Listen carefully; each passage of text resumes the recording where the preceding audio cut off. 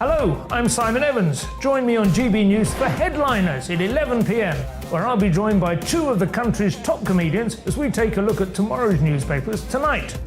If it's a big story, we'll be covering it, I guarantee, but we'll also have some fun along the way. That's GB News Headliners at 11 p.m. We won't put you to sleep, unlike some of the other paper review shows out there. So join us, 11 p.m, 7 nights a week. I'm Mark White. As GB News Home and Security Editor, I cover those key issues that are so important to you. Are authorities, our communities doing all they can to combat violent crime? With the public services under unbearable strain, why are we still failing to control our borders? Defence, the first priority of any government, has been continually hollowed out. Can we trust our politicians to protect the armed forces? Join me, Mark White, on GB News. Join me, Nana Akua, on Friday, Saturday and Sunday afternoons on GB News. Expect fiery debate and passionate discussion as me and my panel tackle some of the biggest topics hitting the headlines. It's a place for everyone's opinion. No one gets cancelled, but no one gets an easy ride. Oh, she's on it today! Be ready for conversations that are fierce, frank and, of course, fun every Friday, Saturday and Sunday afternoon from 4 p.m. on GB News. Every morning from 6 o'clock, we'll wake you up with GB News Breakfast with all the stories you didn't know from the night before. So whether it's serious news, entertainment or your own views from all over our great nation, we're here to kick off your day with a smile. And the national media should be reflecting and reporting what's happening here. You will notice the northwestern accents. Whether you're with us on TV, radio or online, every morning it's breakfast from 6 a.m. Hope you can join us. Every Saturday at 2 o'clock, join me, Darren Grimes, for Real Britain. I'm not afraid to give you a platform and say it how it is. Come on, make the case. Something like this is very, very important to people. And we're always up for a laugh on this show. God, honestly, you'd think there were no problems in the world. Real Britain, every Saturday on GB News. On the Mark Steyn Show, we cover the stories a lot of people are scared even to mention. The stuff that really matters with some of the world's biggest thinkers. Now is his opportunity to kind of take the steering wheel of history. Break away from the flock at 8 o'clock on GB News with the Mark Steyn Show. We are GB News. And we'd like to say thank you To each and every one of you. for helping our great nation Find its voice. We're absolutely everywhere. Across England, Scotland, Wales and Northern Ireland. On TV, on radio and online. We're proud to be the People's Channel. Britain's News Channel.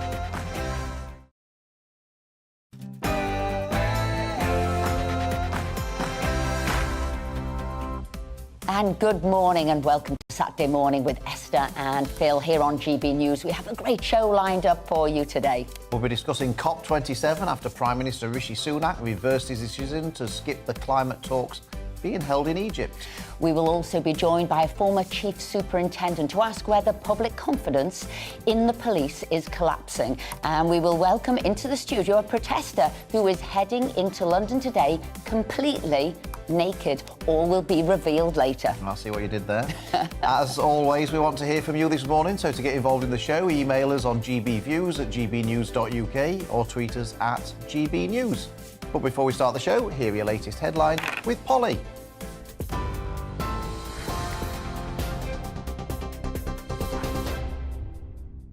Philip and Esther, thanks very much indeed. Your top stories on GB News today. The Prime Minister has called inflation the UK's #1 enemy as he vows to restore public trust in the government.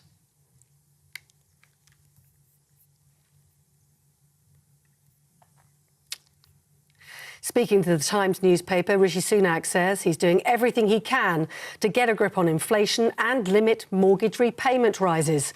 That follows a Bank of England warning that the country is facing its longest recession in a century.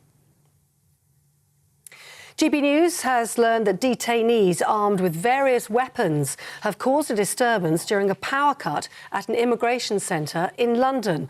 The Home Office says the incident happened in the early hours of this morning at Harmondsworth Immigration Removal Centre near Heathrow Airport. No one was injured during the incident and authorities remain at the scene. There are more than 600 immigrants at Harmondsworth who are being processed for removal from the UK.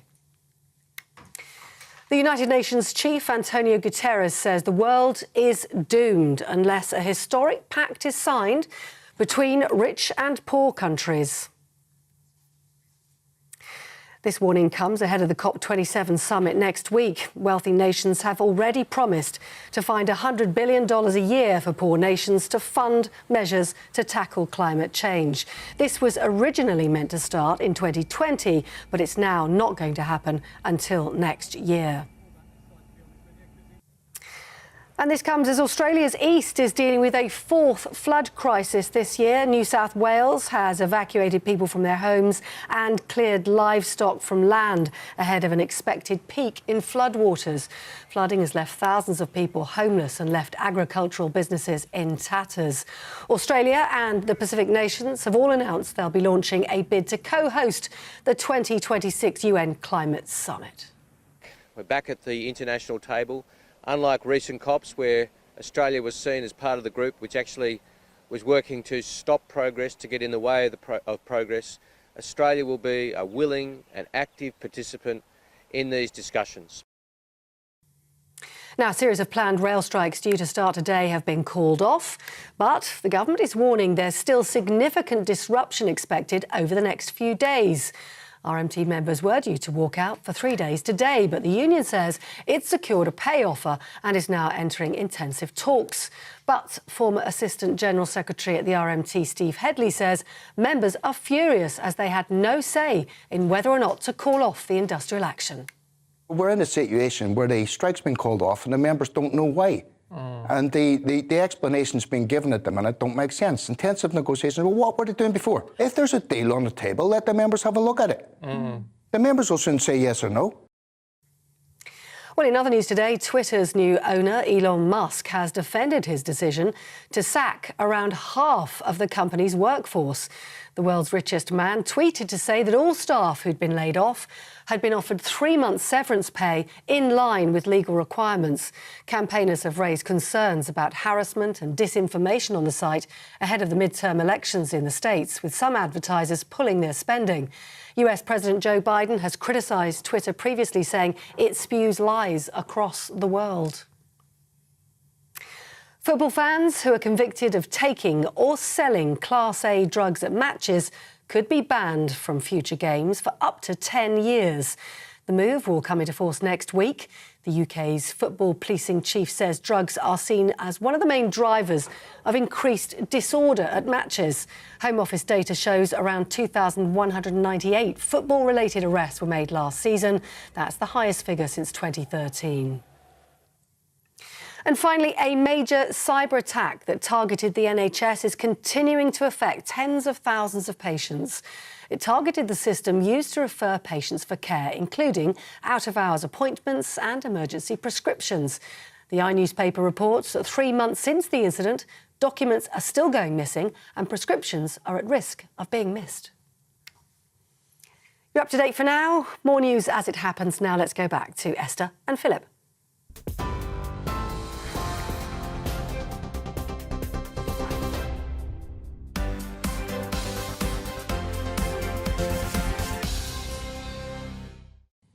Thank you, Polly. To kick off the show today, we're delighted to be joined by hairdresser to the stars, Nikki Clark, to look through the biggest stories in the papers.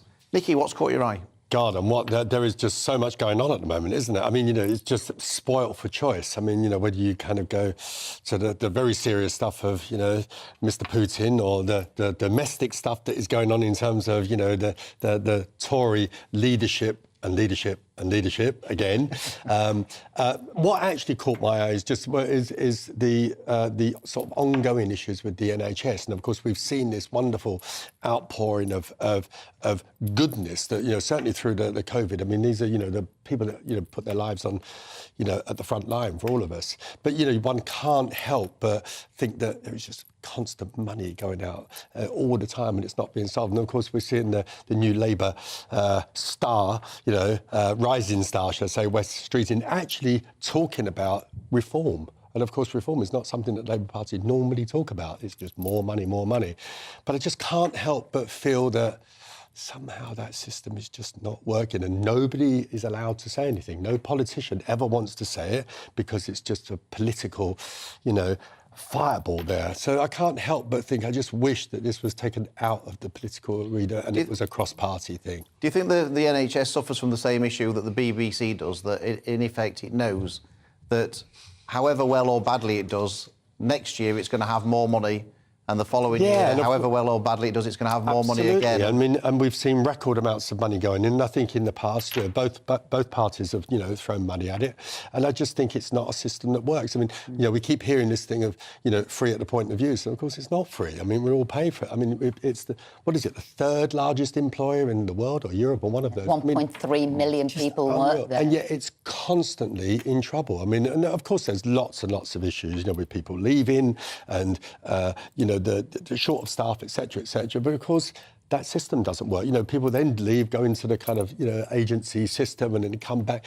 It's kind of a broken system. I think you had it right. Nobody, in a way, wants to reform it too much, and when it has been reformed, people question it, or it doesn't get quite sort of seen through. But maybe people are going to have to limit some of the things. So, some of the plastic surgery that is maybe done on it, some of the fertility treatment that's done on it, some people who get drunk of a Friday and Saturday night and find themselves at A&E, we're going to have to say, look, this is a very precious service. It costs a huge amount of money, and those people who really are ill, who need it, really need to be front of the queue and not abused in one way or another. I think there's so many layers of issues there, but they sort of leads neatly on here, I think. It's an article in the Mail, actually today, page 34 and 35, but I want to bring it out. And it says, we are living in the age of hysteria. The one defining word of the year, according to Collins Dictionary, is perma-crisis. Like everything is in permanent crisis, like you're talking about there, the NHS. We don't look at how wonderful it is. All we do is focus on the crisis. And of course, a wonderful book, Disorder and Hard Times in the 21st Century, did say this is going to be a time now where there will be economic turmoil, there will be maybe turmoil financially, turmoil in jobs. But this really, this age of hysteria is through constantly looking at stuff on social media, constantly seeing things through the prism of 24/7 sort of TV and media. But one thing I did want to bring up with you in particular, as we're all in perma-crisis, is The Crown, the latest Crown on series on TV. And the reason I want to ask you about this, because obviously it's front page here of The Telegraph, deeply hurtful, says ex-PMs. But I'm going to talk about the style in there, because you did the hair of Princess Diana, Sarah Ferguson, various other people. So style-wise, right, is it causing you perma-crisis because it's wrong? Well, I haven't actually seen the latest ones. I thought that the first series was just phenomenal. I mean, and I kind of sort of lost it afterwards. Of course, they always say that it is about, it's not necessarily true to fact, but I don't think that actually is what people believe that is kind of the things that's happened. So in terms of the style, I think they normally do it very, very well, and I don't think that anybody can criticise that side of it. But there is that element now that they've taken their artistic licence, should we say, just a little too far, and I think that's what's causing the controversy, and certainly to get it onto the, one of the leader stories on the Telegraph. I mean, it certainly is an issue. But yeah, no, I think The Crown, like Downton before that. I mean, I think that's what we do very, very well, and I'm sure that this one will look stylistically wonderful. Well, I want to say I gave my hair an extra bit of bouffoning today because I knew you were coming in. Has done a good job, Nicky? It actually does look a good job. I mean, I'd hardly call it the bouffony thing. Well, mind you, I suppose I shouldn't say that. But well, I'm not going to mention my hair. It's still on your head. Yeah, well, very good point. Yeah, very good that's point. All you can say about mine. Now, don't let it be said, Nicky, that we don't cover the important stories on our show on GB News. Page 3 of The Sun, cracking head. I love highlighting good headlines. This is about a professor who is an expert in flatulence, believe it or not. I mean, it's good to know that our universities are concentrating on the important matters of the day as well. She has spent 20 years studying flatulence. The fact that she actually decided to take that up as her subject, I think, is kind of rather... Well, it's strange, isn't it? Yeah, Strange. she's written a book called Silent But Deadly. Imaginatively titled. The headline, which I wanted to, is Geeky Bum Time, which I thought was a terrific headline. But it's got here some interesting facts from this research. Go on in. Apparently, the average person breaks wind 15 times a day. 15? 15 times a day. That's an average. I would have thought that depended on what they ate. Well, perhaps. Well, you're probably right. I think that seems excessive. I think it does seem quite excessive. It sounded high to me, Yeah. but anyway. But then, of course, it's including the Sun story. Apparently, there are 261 slang terms for flatulence. Wow. I don't know if you have a particular favourite. Well, it is kind of interesting you said it, because I actually hate that word. I mean, I hate... Flatulence? No, fart. I just hate that word. It's just... So, and in fact, actually, my wife has always grown up with the word pop. And, of course, my young children use that as well. I think it's kind of rather sweet, actually. A pop. Would you like me to give you a few alternatives? Probably not, but I think you're going to. Yeah, go on. Well, you know, I wanted to let our viewers know what's in here. These are some of the slang terms. Bench warmer, one gun salute. I think I've heard that one. Have you? Yeah. Backdoor breeze, trouser trumpet, toilet tune, orchestra practice, fire in the hole, and let rip. I just wonder what our viewers think of that. Have they got any favourite terms, if it's not too early in the morning? I just think it's amazing that the Sun has actually managed to put it on page 3 as well. Page 3. One gun salute, that was your favourite, was it? It wasn't my favourite, it was the one that I'd heard before. No, pop is his favourite. Pop is his favourite. Well, there you go, anyway. Nicely innocent, that one. I thought they're the important stories of the day in the Sun.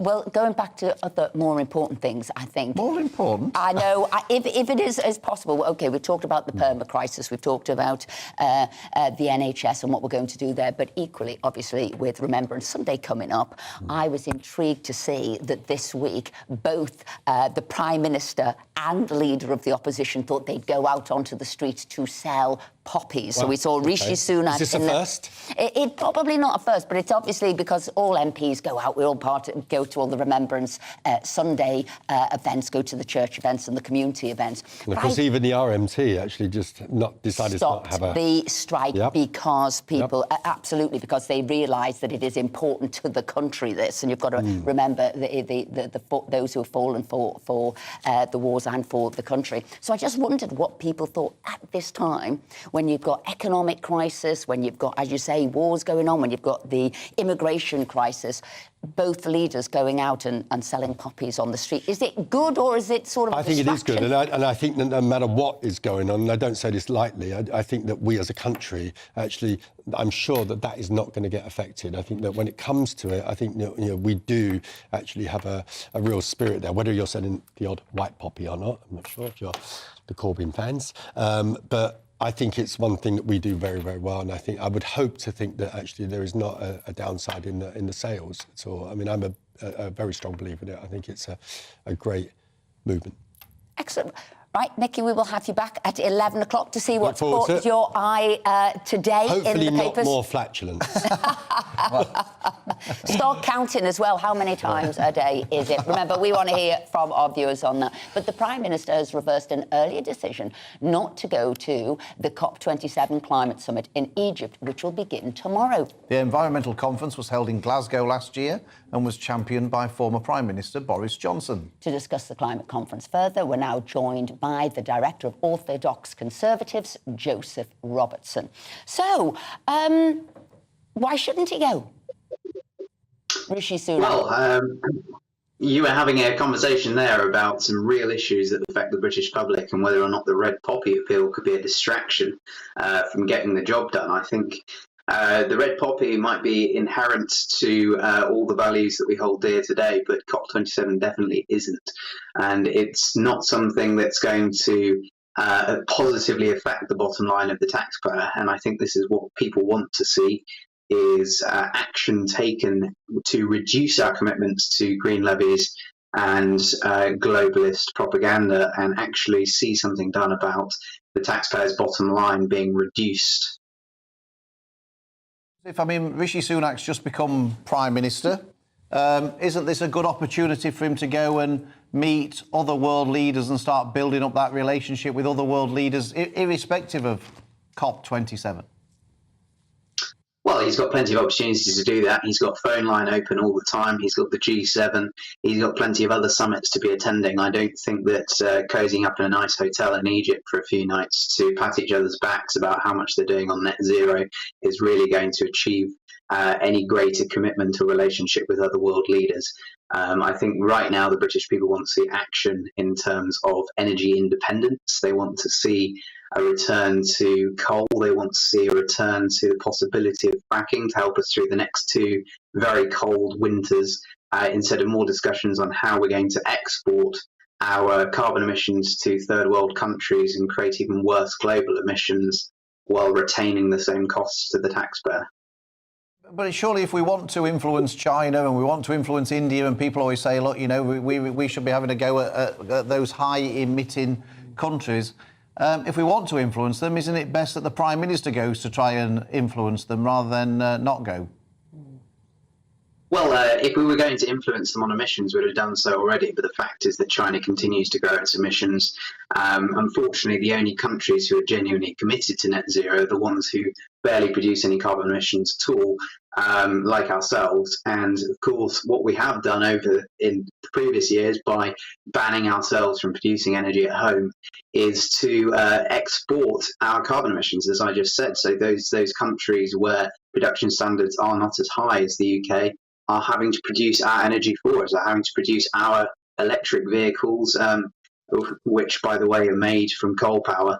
And of course, their emissions catching systems are not as good as ours. So we actually end up contributing more to net carbon emissions across the world than if we produce stuff at home. Joseph Robinson, thank you very much indeed for your comments there. I'm going to bring in Steve Brine now, who is the MP for Winchester. You might have heard there what Joseph was saying, but really, you know, is there a point to Rishi going to COP27? He said he wasn't. He now is. So why? I was trying very hard to listen with a straight face to your previous guests. I mean, honestly, if you'd like to come canvassing with me in this area of Winchester this morning, I think you'd find widespread support for our country achieving its net zero ambitions. You'd find huge support for the Prime Minister and even bigger support for the Prime Minister going to COP. I'm guessing that anybody who says that it doesn't matter whether the Prime Minister goes has never actually travelled around representing the country at G7 and G20 meetings, which you have, Esther, and I have. And you know what? Those personal relationships in the room matter. So on the first score, it matters that he goes. I was at COP26 last year, and the leaders' event at the start of the COP really set the tone in terms of the seriousness of the event. And so I think it's important from that point. And then, of course, they disappear, and then the COP goes on for another week or more. But the other thing, Phil said it, absolutely spot on, Phil. It's those relationships. You know, if I was Rishi, I would have made that decision from the start, because he's a brand new world leader. He's never met as a world leader Biden or Macron or the German Chancellor, all of these world leaders. It's a chance for him in the room to meet these and to build relationships. And that doesn't mean that in that 24-hour period they're going to solve this issue, but it means that he's got that relationship so that he can develop it over the time that he's Prime Minister. So absolutely it matters that he goes. It's not that far to Sharm el Sheikh. You know, he could quite easily go for a day and fly overnight. I think he's going to go and stay one night. Good for him for doing it. You know, he's right to make the right decision, even if he's made it a bit later than he should have. But it is difficult, isn't it, to balance the domestic and global affairs. Yeah, 100%. You've got an economic crisis at home. People say you've got to focus on that. But like you say, he's got to make friends with world leaders to influence and affect change globally. But realistically, and people will say, look, you've really got to have some say over what China's doing, what India's doing, what the emerging African nations are doing. There's no point us going to net zero if they are not. Does he stand a chance of influencing any of them? So I would say two things to that. You know, you can do two things at once. So when you work in pension secretary, you presumably you dealt with pensions at the same time as you dealt with universal credit. That famous multitasking, and men can do it too. And I know Rishi can do it. So it's important that he does that, and he has an incredibly good, as you well know, he has an incredibly good and competent Chancellor who has submitted his autumn statement to the OBR already, actually. So that work will carry on. But then in terms of those relationships with China, your previous speaker was absolutely right. We are a very small of global emissions, but we, and you know this from your work on the travelling as a government minister, is the respect and the reach that we have as a country because we are Great Britain, because much of the world speaks our language and shares our values. Because we have that respect and that reach, it's really, really important that the British Prime Minister is out there and leading, and we should lead by example, and we are. And just one final thing, I know we're probably running out of time, just one final thing, on the idea that this doesn't affect the pockets and the bottom line of people in my constituency here in Full Flood, where I'm out at the moment, is just simply does not stack up. The economic impacts of climate change, listen to Mark Carney on this, look at the flooding that we've had in my constituency, that we've had in other parts of the country over the course of the past few years. That has a direct economic impact. If we don't tackle warming, then we're going to get more of that, and that has a global impact and an economic impact right here in Winchester and across the country. Steve Bryan, thank you very much indeed for joining us this morning. We appreciate it. We'd be interested to know what your views are as well about that, whether or not you think it's grotesque for people to be flying in their private jets to lecture the rest of us about climate change, or whether you think it's important that COP27 is something that the Prime Minister goes to. Let us know what you think. Anyway, coming up, we'll be talking to a former Chief Superintendent about whether there's a collapse in public confidence in the police. So don't go anywhere.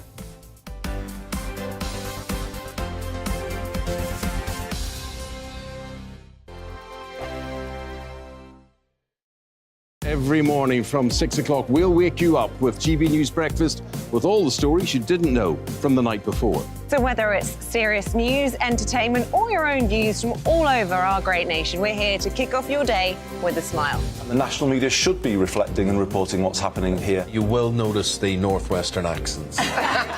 Whether you're with us on TV, radio, or online, every morning, it's breakfast from 6 a.m. Hope you can join us. I'm Dan Wootton. Join me Monday to Thursday from 9 to 11 for the feistiest and most fun news debate on TV, where free speech reigns. I'll bring you a sharp take on the day's biggest stories, bombshell newsmaker interviews, and A-list guests. And I guarantee you, no spin, no bias, no censorship, and no reason to go to bed. That's Dan Wootton Tonight, Monday to Thursdays from 9 on GB News. Hello, I'm Simon Evans. Join me on GB News for Headliners at 11 p.m, where I'll be joined by two of the country's top comedians as we take a look at tomorrow's newspapers tonight. If it's a big story, we'll be covering it, I guarantee, but we'll also have some fun along the way. That's GB News Headliners at 11 p.m. We won't put you to sleep, unlike some of the other paper review shows out there. So join us, 11 p.m, 7 nights a week. Hello there, it's Eamon Holmes here from Breakfast on GB News. We're not just on your television and your screens, you know. We're on DAB plus digital radio, so you can listen to your favourite shows on the move. If you've not yet listened to GB News Radio, it's very simple. We're on your radio player and TuneIn apps, on your smart speaker, phone or tablet, or online at gbnews.uk. Take us with you wherever you go. GB News Radio. You never have to miss a moment of the People's Channel.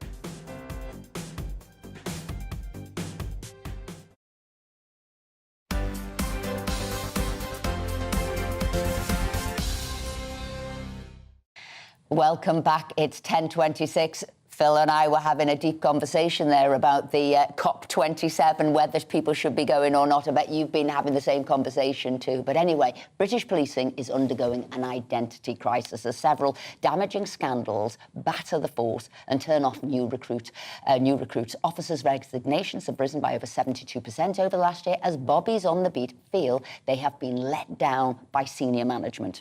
To make matters worse, this week a damning report found misogyny and predatory behaviour is prevalent across forces in England and Wales. Well, joining us now to discuss where the police find themselves is former Met Chief Superintendent Parm Sandhu. Hello, Parm. Now, how damning is this report really on the calibre of police officers that we have on the street? Good morning first. The report is really important because it shows that there has been a lax in the vetting procedures. It means that people have been joining the police that should never ever have been allowed in. We've got people who've got convictions for or have come to notice for robberies, for sexual offences, for all sorts of drugs offences as well. Now, what that does is that has an impact on the majority who are good, caring police officers. So it has an impact on them, and it also has an impact on the trust and confidence that the community has with policing. Because in this country, we police by consent. And if you lose that trust and confidence, that's something to be really concerned about. And one of my biggest concerns is that people will be reading these reports, and it's report after report after report, and they will be thinking twice about picking up that phone. And if you've got a person who is in crisis, who thinks, shall I pick up the phone or am I going to get one of these officers, that doesn't really care about domestic violence, doesn't really care about the fact that I've just been robbed, and that is a real big concern. I mean, it's not just this report, is it? I mean, we've had a series of issues which have undermined confidence in the police.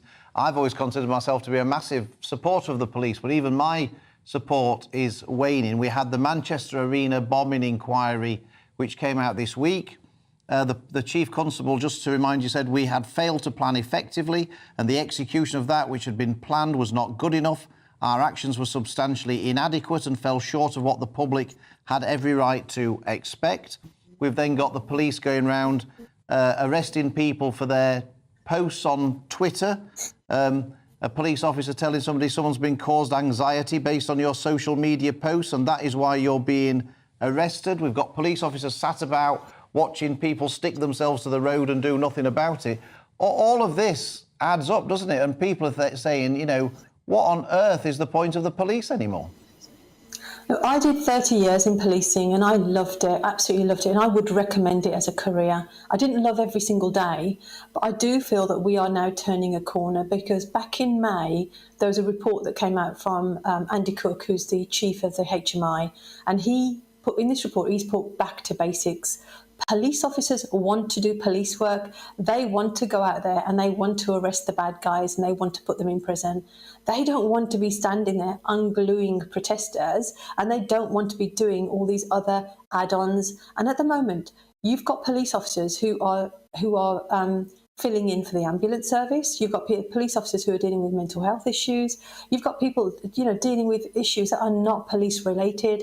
And I think something like 60% of the calls that go to 999 are not police related. So police officers are doing the jobs because other services aren't doing what they're supposed to do because of underfunding, because of whatever crises they have in their own organisations. So police officers can't do what they're supposed to be doing. And I do have to take my hat off to the majority of police officers who are there for the right reasons. And please, let's make that point that they are there for the right reasons. And Parm, reading today in the papers, it doesn't make good reading for the police force, whether it's Charles Moore in the Telegraph, the public are suffering in lawless Britain, or whether it's Richard Littlejohn today. And he actually supports the frontline officers. He's not questioning them whatsoever, but he's talking about institutional cowardice, about the rise of health and safety, which has got a stranglehold now over the police forces. They can't do this, they can't do that, they couldn't save a drowning man, they couldn't go in because of this sort of entrenched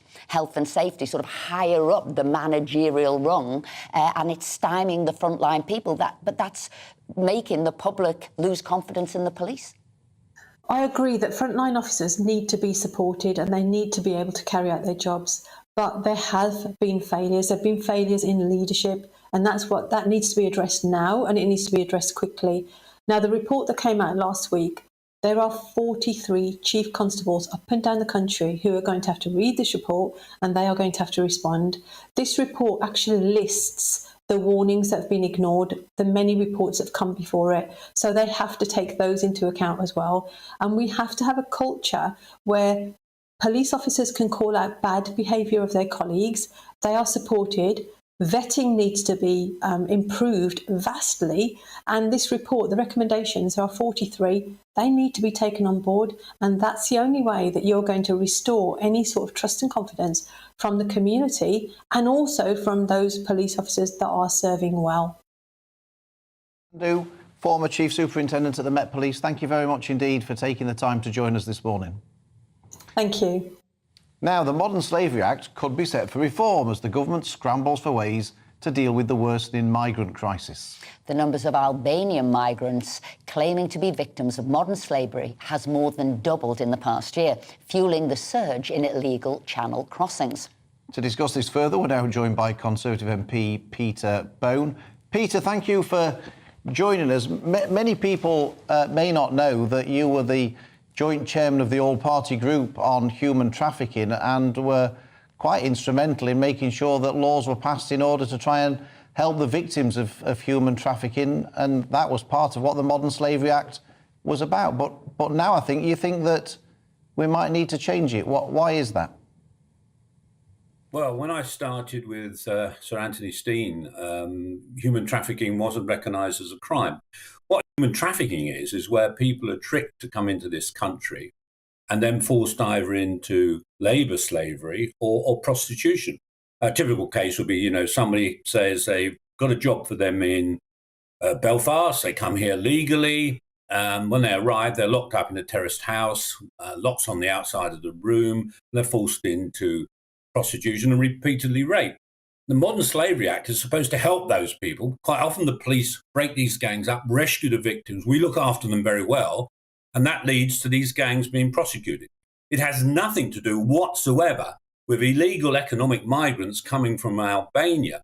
That is people smuggling, and it's completely different. And the fact that they are claiming that they are somehow modern-day slaves is farcical, because they're coming in a small boat, they're paying thousands of pounds to come here. There cannot be any link to modern day slavery, and I think we need emergency legislation to deal with that, because if we don't, it takes about 2 years probably for a referral to the the NRM, the National Referral Mechanism, to help victims of modern slavery, and then those people who have come here illegally then go on to claim asylum. It's nonsense. We need emergency legislation to end that.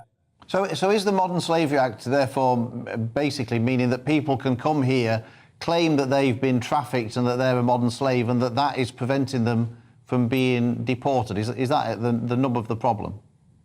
That's it. So when we talk about people coming from Albania, I don't think they're claiming asylum when they come here. I think they're claiming that they are modern day slaves, if you like, human being trafficked. Well, they clearly haven't been.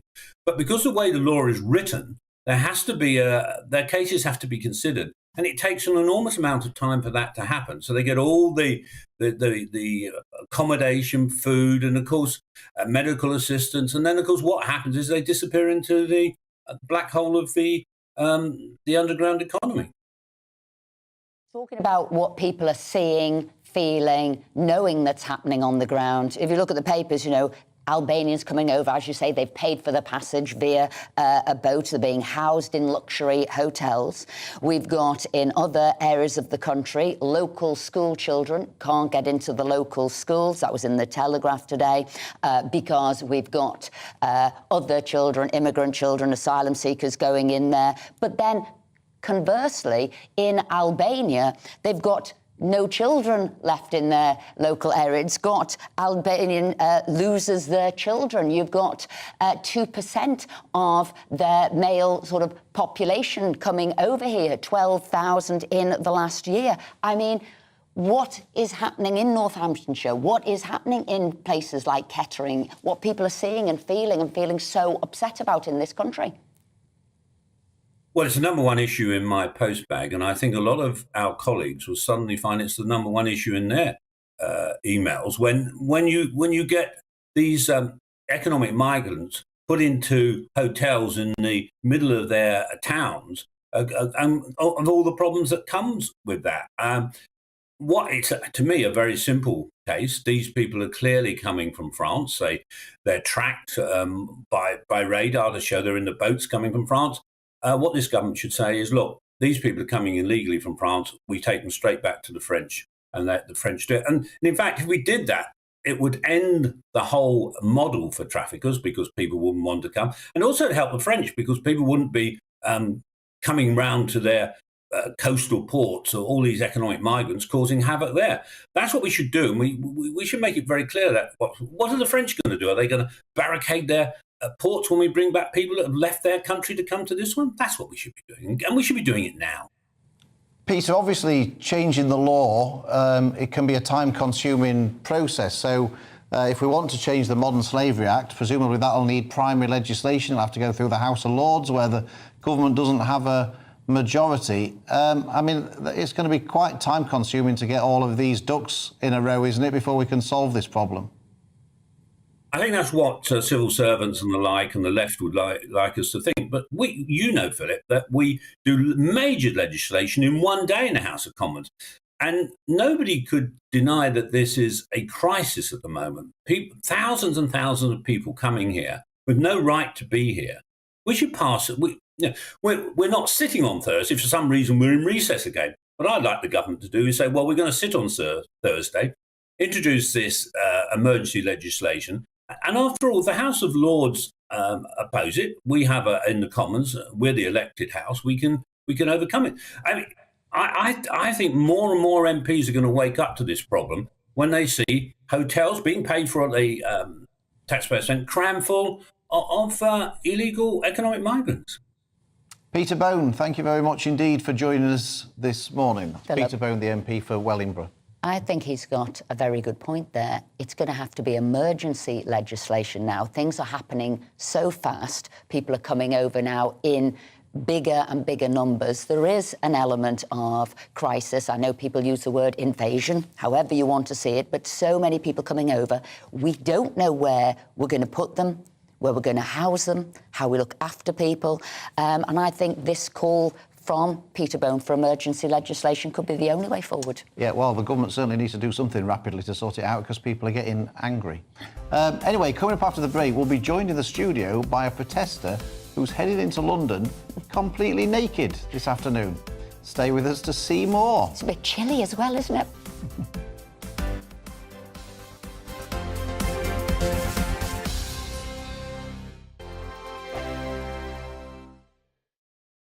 Hi there, it's Stephen and Anne. At breakfast from 6 a.m, you'll always be caught up with everything you need to know, the latest headlines, opinions and debates. We'll bring you the good news and the bad, but most of all, we're here for you. Remember, send in your views and let us know what you would like us to talk about. That's because we're your news channel. And every morning at 6 a.m, it's breakfast on GB News. We are GB News, and we'd like to say thank you to each and every one of you for bringing us your conversations, for helping our great nation find its voice. We are here for you on radio, television, and online, across England, Scotland, Wales, and Northern Ireland. It's not the BBC, you actually get your facts right. We are proud to be GB News, the People's Channel, Britain's news channel. Join me, Nana Akua, on Friday, Saturday and Sunday afternoons on GB News. Expect fiery debate and passionate discussion as me and my panel tackle some of the biggest topics hitting the headlines. It's a place for everyone's opinion. No one gets cancelled, but no one gets an easy ride. Oh, she's on it today! Be ready for conversations that are fierce, frank and, of course, fun every Friday, Saturday and Sunday afternoon from 4 p.m. on GB News.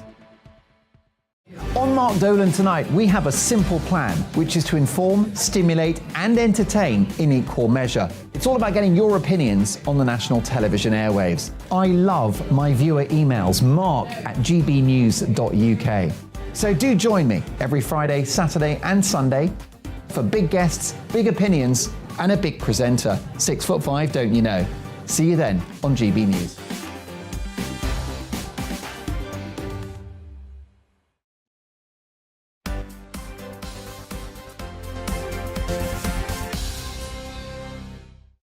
Welcome back. It's 10:41 and lots of you have been getting in touch about COP27.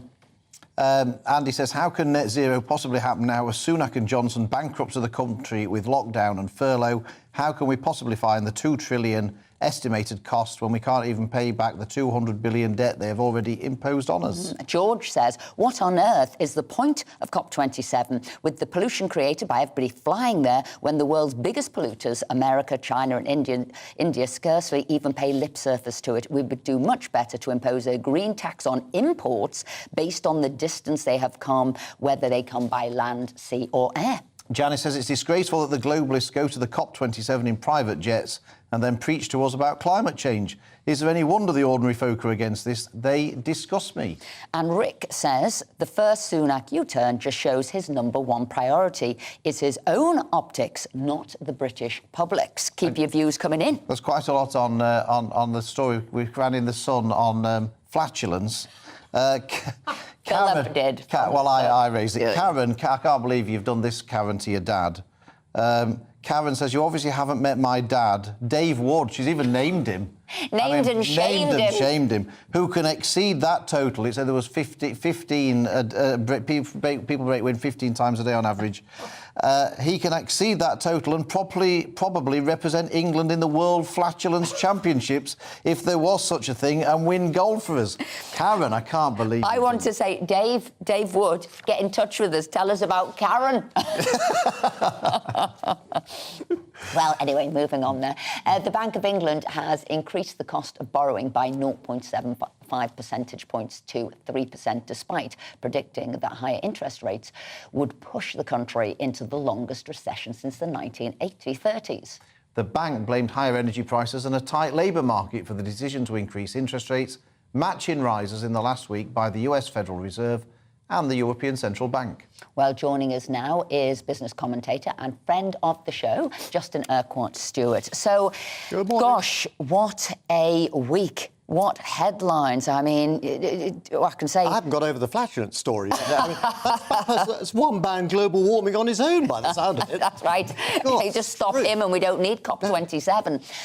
But, you know, people say the only thing rising at the moment in the economy is gloom and doom. Well, I mean, there is one little bit of good news. We'll come to that in a minute. But the problem is the bank's got a problem.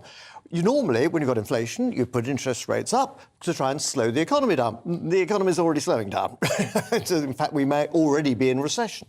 So, therefore, would you actually be trying to encourage the economy to grow? But hang on, that will increase inflation. So, and this is one of the problems we had with the baby budget, because the Bank of England was going one way and the baby budget was going the other way. That's why it didn't make sense. So, what they now have to do is focus on inflation. That has to be the main thing to try and deal with. And forward-looking figures look as though inflation comes down potentially quite dramatically next year. If we look at particularly the currency figures and particularly commodity figures for next year. This, therefore, so in 12 months to 18 months' time, inflation isn't such an issue. So, therefore, those rates could be down. The problem we've been on emergency rates ever since the banking crisis. So people, quite rightly, taking out a mortgage at 1-2%, thinking this is very good value. No, it's an emergency level. At some stage, they are going to go back to normal rates, and normal is about 4 or 5%. And that's expensive. Well, I mean, what should the government do? It seems to me it's in a bit of a dilemma. If it goes for growth, like Liz Truss tried to do, and cut taxes and spend money, it spooks the markets because they say, well, hold on a minute, your borrowing's getting out of hand. If you cut spending and put up taxes, you reassure the markets that you're getting your borrowing under control and reduce the rate that you borrow at. But, of course, you turn the country into recession. Well, so that's it. What should the government... The most dangerous thing at the moment is inflation. And, of course, we haven't really seen big inflation like this for 20 years. And because inflation actually ruins people's wealth and actually devalues it. Funnily enough, governments actually quite like a little bit of inflation because it devalues their debt as well. But they don't talk about that one too much. Get inflation under control, and then you can actually be in a position where you can start encouraging more growth. Where do you encourage growth? Those areas of the British economy where we're good at, which we've discussed before. Some of the smaller businesses, high-tech businesses in those high-tech centres around the country. They're the ones that need direct focus, not government support, You can give more tax breaks if you say it like. There's no shortage of money. What we need to do is actually focus investment money into that. OK. There's an interesting article by Juliet Samuel in The Telegraph today. And again, you'll be talking, well, where can you get growth from? Can you put money into infrastructure projects? Some of those looks like they're going to be cancelled. And she's basically saying the Conservatives are about to make or repeat George Osborne's mistakes. And she's saying you can't cancel some of those infrastructure projects. I'd probably question that. I don't know what you think. I mean, I've always thought HS2, waste of money. Yep. Yes, across the north, get a train line. Yes, but really looking to the future, you need high-speed broadband, not high-speed 2. But this money going into the economy through infrastructure projects, what do you think? As long as they're the right projects. I agree with you, HS2, where here you are investing in, well, frankly, yesterday's... and if they're always going to be on strike... What's the point? We're going to have a bit of transport which goes on rails. Can it go left or right? No, it just goes on the rail. No, yes. the one you wanted was actually connecting Liverpool to Hull. That's the high speed. Exactly, across the north. More connections to London merely feeds more to London. We know what London does. It sucks it out. No, high-speed internet, and you know where those high-speed internet operations can be put. You look at something like Cornwall. There's one or two places there, some of the high-tech areas there, where they actually had, the EU actually put in ultra-high speed in certain areas there. That's why they voted to leave, presumably. And you can already see the change happening. So it's actually quite quick. And these companies breed. They create little hubs on their own. And, you go by the nicknames: Silicon Glen, Fen, Bridge, Silicon Beach. Man, that's Brighton. But you come across some fascinating businesses all over the place. They're the ones that actually need encouragement. Give them the tax breaks for capital gains, for investment going in, and amazing what the reaction you'll actually get coming through. And this is always one of the things I've got. We need more regional investment to encourage all of this, less in London. And the good news about the high-tech businesses is actually they're not all in London. I say most of them. A very good proportion are not in London, elsewhere in those centres. Encourage them, get the growth. Justin Urquhart-Stewart, thank you very much indeed for joining us.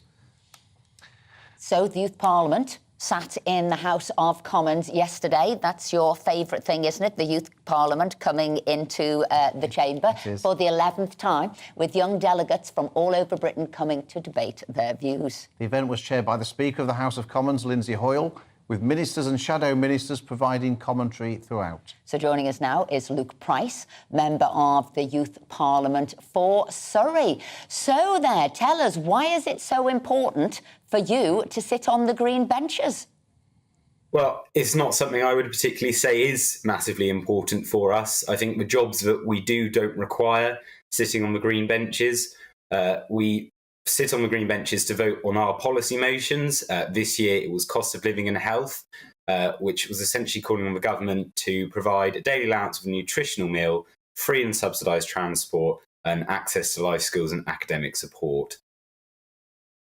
So what Esther mentioned about why it's important for the Youth Parliament to sit in the House of Commons chamber.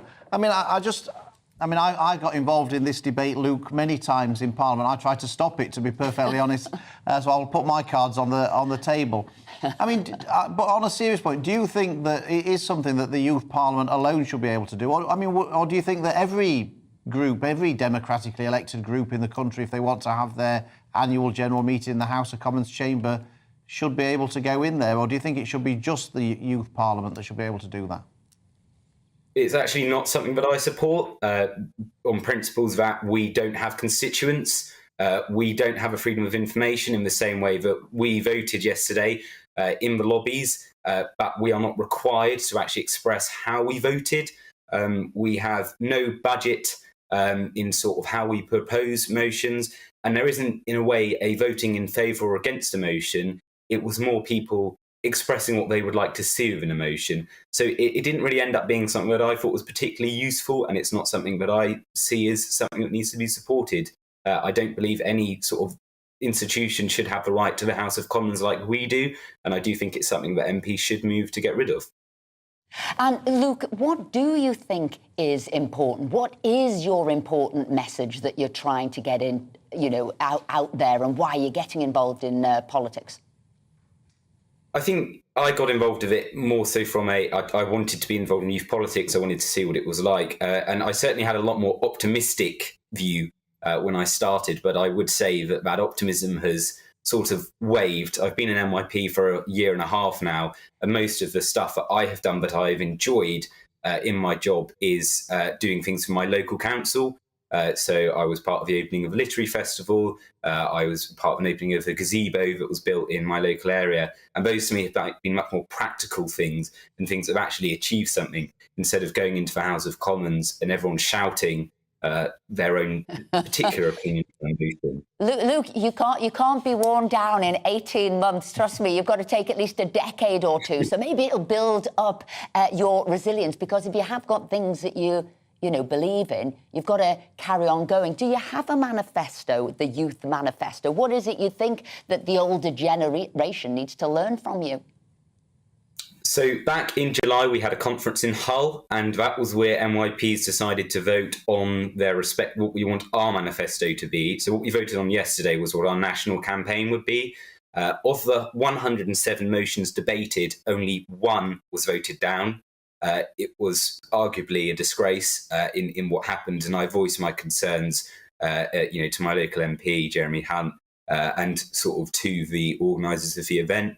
It certainly doesn't show young people as having the ability to be reasonable and put forward respective policy. Instead, it just makes us look delusional, and I think that's one of the big issues. We need to start moving, if we're going to engage in youth politics, it needs to move in such a way that is reasonable, and make sure that those like yourselves, who are members, are going to look and see what we can do. Luke Price, did you want to say something there? No, I was just going to thank Luke for joining us. Hopefully we'll see him on the green benches in Parliament one day by right. So Luke, all the best. Is it just me? Does he have a look of Jacob Rees-Mogg about He did have a look of Jacob Rees. He could well be in there. He could well be. And I liked it. So the pragmatic approach, and the fact that he was already worn down by the process. And actually, I think politics does that deliberately. I think politics does that deliberately, wears you down deliberately, the process of it all. Anyway, something completely different. And we're talking about birds and conservation after a national campaign for swifts was launched called The Fed the Speech. Author and conservationist Hannah Bourne-Taylor will deliver a speech today at Speaker's Corner addressing developments causing biodiversity loss. The speech will be followed by a procession to Downing Street, in which she will be unclothed, painted from neck to toe in ink feathers. Well, we're delighted to say that she joins us now. I'd like to say you've flown in to the studio, and if you don't mind me saying, you are literally painted as a bird. So do you want to tell us, well, there's so much you can tell us why you're doing this, and you're doing it the old-fashioned way at Speaker's Corner in Hyde Park to send your message. Yeah, I mean, I'm inspired by the co-founding women of the RSVP. They marched there about 100 years ago trying to get the plumage trade to stop. And I am trying to, I am launching a petition to make swift bricks compulsory in new housing across Britain. And the reason for that is because swifts are our very closest wild neighbours, and together with 3 other red-listed species of birds, they're all facing national extinction. And there are lots of reasons for that. But one of the things is that our house improvements and insulation measures are inadvertently blocking them out from our walls. And they're cavity nesting, they live in little holes. And so if we can put bricks in new housing, then it provides homes for them as well as us. And I feel like we have a duty of care. These birds are epic. They fly from our houses. You imagine if you're living in 17 Pear Tree Drive, Mr. and Mrs. Swift are living right next to you. They're flying all the way to southern Africa and back without landing, coming right back to your exact wall because they're site loyal. They return to the same hole. That's pretty cool. They spend more time airborne than any other bird on Earth, and then they come back to us when they do land. I mean, what a pleasure to have them. So what made you, because it's you're quite extraordinary what you're doing, and it's blooming freezing out there, but you'll be at Hyde Park later. So why did you decide to have the feathers painted on and tell us who did the artwork as well. Why have you decided to do this? It's a bold statement, isn't it? Naked in Hyde Park to talk about swifts. Feeling reasonably unsettled right now. Live on TV, slightly underdressed. Thanks for having me. It's because I'm not really a person of influence and I'm desperate to use my voice for swifts. I absolutely love them and the other birds that would be benefiting. And I thought, OK, how can I collaborate with artists and scientists leading? So Guido Daniel has done my body paint. He is a renowned body paint artist. He's painted chimpanzee on Jane Goodall's hand. Tim Flack, the incredible wildlife photographer, has just done my photographic campaign. The leading scientists from the RSBP, I've had advisors, ecological advisors with the petition wording. So it's a collaboration of science and art designed to spark a national conversation, not just to try to change the law, but also try to engage homeowners and builders and everybody in this country to look up and to notice that we have these incredible birds as our feathered neighbours, and it's not that easy to see them sometimes, but it is easy to help them through this solution. So it's a simple good news story. Let's all kind of be their friends. So you're just looking for the government to change building regulations, in effect. Is that basically the law change that you're looking for? So the biodiversity net gains that are coming in 2023 don't include these cavity nesting red-listed species of birds, which feels strange because they are in our houses. So it would be a pretty good solution. There are guidelines to use these swift bricks. They're also called universal bricks. There are guidelines already in place with local plans. Districts have, Exeter is a great example of how they have implemented these bricks. So it's on the agenda, but it hasn't been enforced. And they're running out of time. Swifts have lost half their population since the 1950s. And I'm trying to stop them dying out in this country. Hannah Bourne-Taylor, we wish you all the very best this afternoon, and you've certainly caught our attention. Ruffled some feathers. I like it. Very good. Fantastic. I've got to fly. I've got to fly. Exactly. What I'm liking is you're not blocking roads, you're not doing anything else, you're speaking properly in Hyde Park Corner. But that's it for the first hour of the show, but don't go anywhere. We have another cracking hour of TV coming up just after this short break.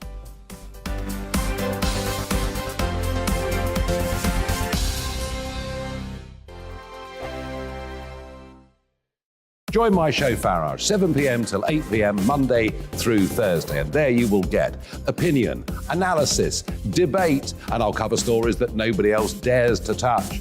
You've been cancelled. Join the club.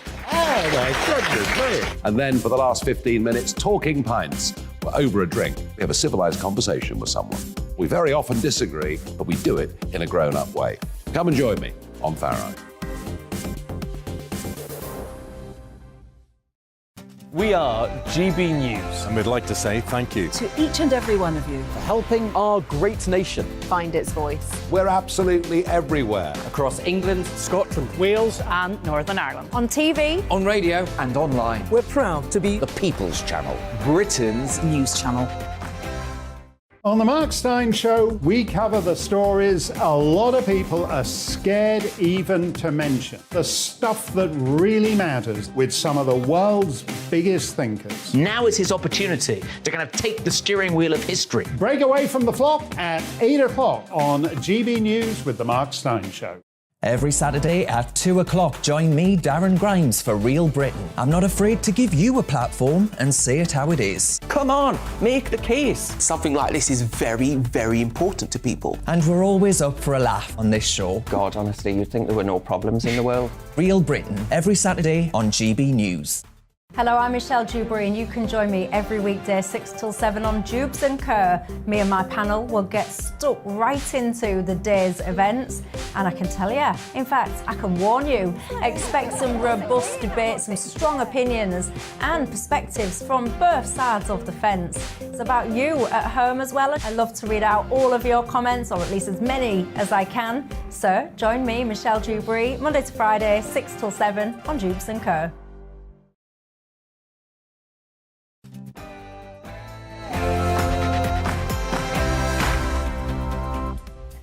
Good morning and welcome back to Saturday Morning with Esther and Philip. Coming up this hour, we'll be joined by the author of a book looking into the rise and fall of the UK's shortest ever serving Prime Minister, Liz Truss. We'll also be asking if it's okay for people in relationships to follow models on social media.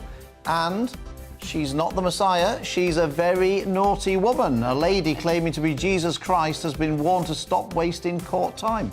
We'll be looking at the bizarre stories from the world of law. And as ever, we want to hear from you this morning, so keep your views coming in. Email us at gbviews@gbnews.uk or tweet us at gbnews. But here first is the latest headlines with Polly.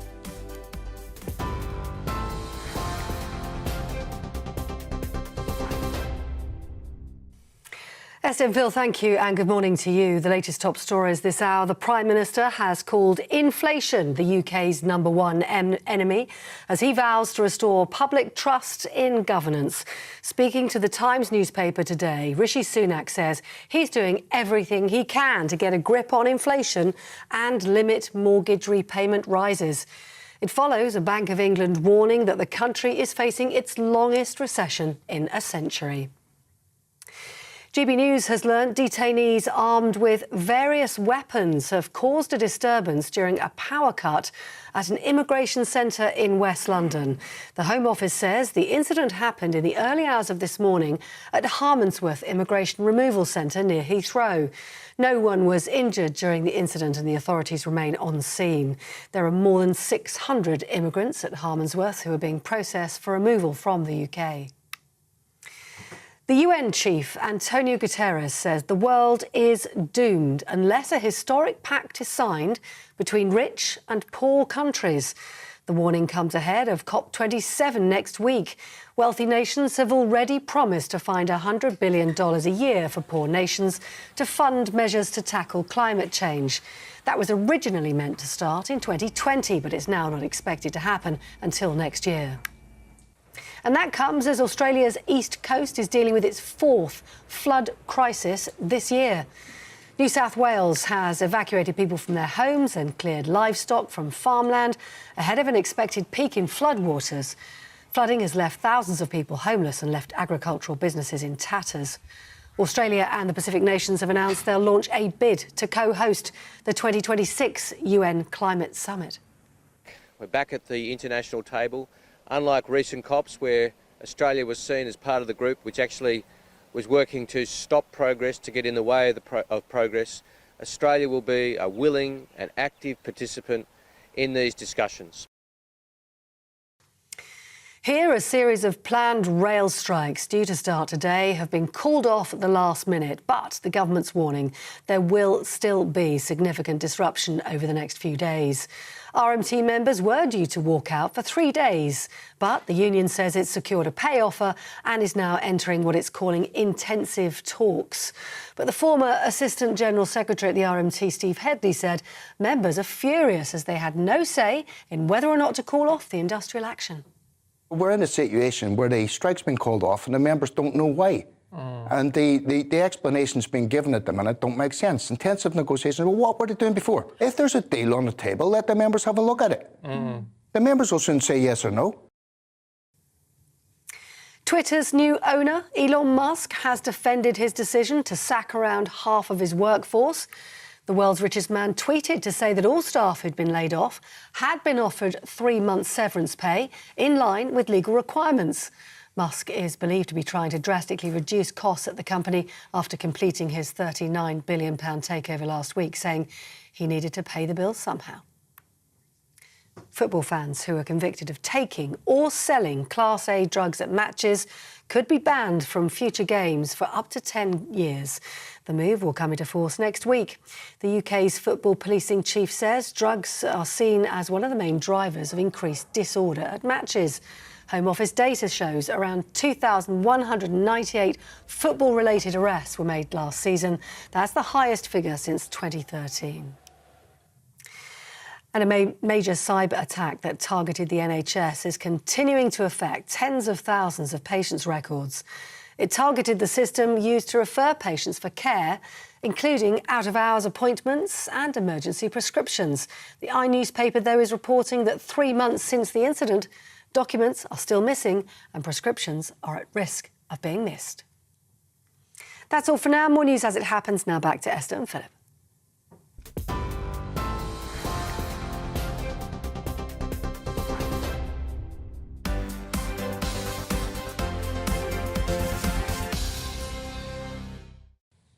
Thank you, Polly. And lots of you have been getting in touch. I tell you, Phil, you caused quite a stir with that flatulent story.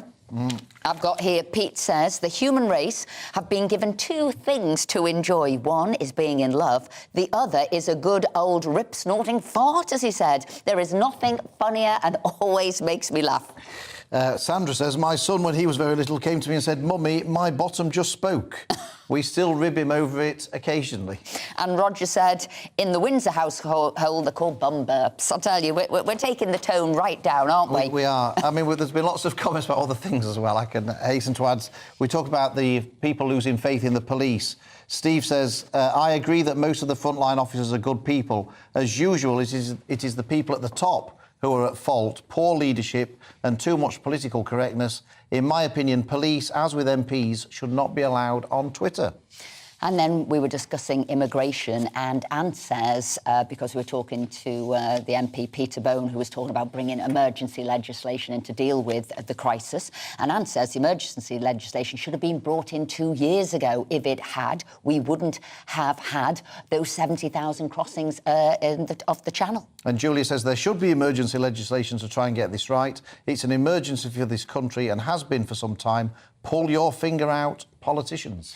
And on COP27, whether Rishi should go, Linda says COP27 is a joke. We export our rubbish to China to burn. And John says Steve Bryan's response shows how far out of touch he is, and I just don't believe that his constituents are as full on board with net zero as he says they are. That's why the Conservatives are doomed. And Paddy in Andover says 25% of my energy bill is covering the ridiculous drive to net zero. We contribute 1% to global pollution while the rest of the world builds coal-fired power stations. Thank you very much, and keep those views coming in. I was going to leave it to you, Phil. Oh, well, we're again joined in the studio by hairdresser to the stars, Nikki Clark. Nikki, what's caught your eye today? Well, you know, with all of the comings and goings of our political system at the moment, one can't help but bring it right back down to, Matt Hancock going into the jungle. Have you got anything good to say about him? I mean, no, I haven't found anybody yet who has. Have you? Are you going to defend him? I don't know enough about him, but, I mean, certainly there are headlines that have not been kind of great. I mean, I think he probably did an adequate job during COVID from that point. But, of course, he was seen in rather compromising circumstances. And I think the clench on CCTV with his mistress at the time. And I think he's probably right in the sense that his political career is probably not brilliant at the moment. However, they're going to really go for it, aren't they? I mean, the whole idea that he is, out there sort of eating rather, unsavoury things. I mean, it certainly wouldn't be my cup of tea. I mean, having been offered it a number of times as well, actually. Have you? Have you been offered 8 times, I think. 8 times you've been offered. OK, so I'm going to ask you, why did you turn it down? Well, I think so the reason they are... that maybe Matt should have thought about before he went on. Well, it was when it first started. It had been on a couple of times. And I think the reason that they kind of kept coming back, because I genuinely at that time was kind of 50-50, because it was slightly more kind of boys' own stuff. Do you know what I mean? Jumping around and... It was new. It was at the start. Also, it kind of appealed. I mean, the other side of it really doesn't appeal to me at all. And I think it then just got to a point where it was slightly, just quite unsavoury. And actually, even with, Ant and Dec, I mean, I did that for many, many years. And I remember saying to them, would you do it? And I went, God, no. Well, that says it all, doesn't it? The two hosts of the show wouldn't even do it. But I also think, and listen, you've been around the celebrity world and celebrities for years and years and years.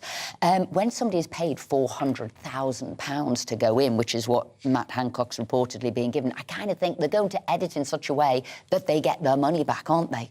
Yeah, I mean, I think that it's the power of the edit. I mean, we've seen certain people that have done, very well, apparently, but in the edit, I mean, it just really comes out as kind of nothing.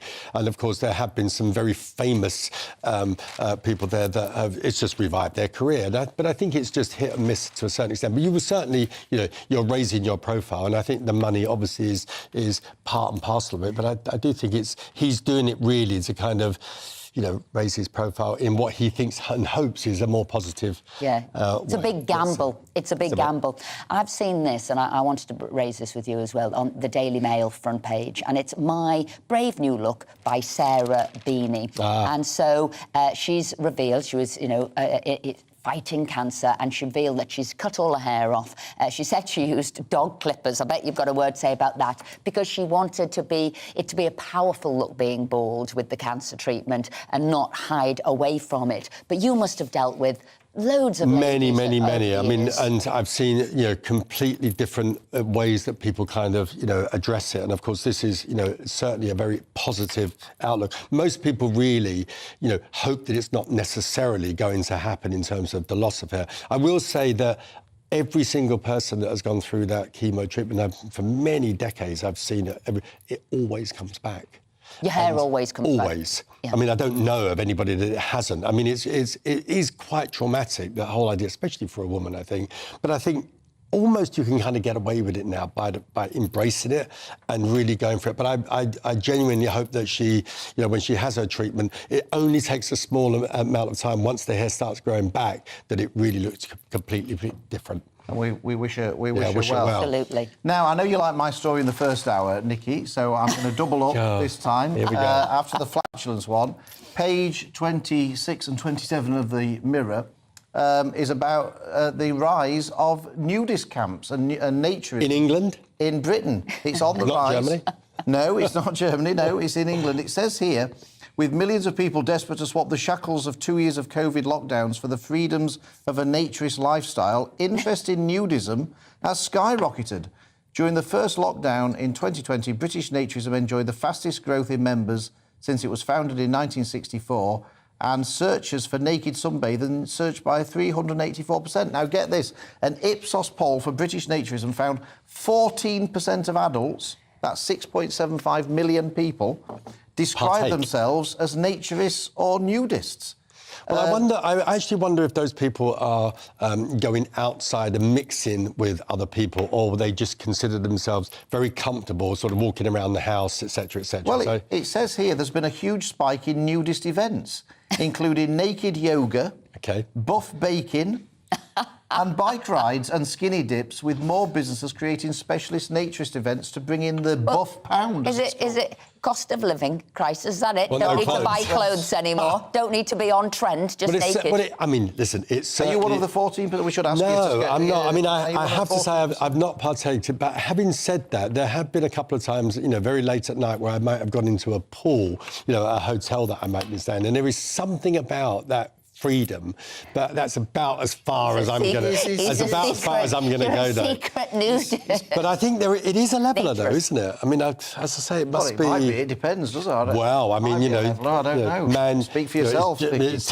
genuinely judged by the clothes that they wear, and so of course you've got to. Your personality definitely has to shine through. Something does. Yes.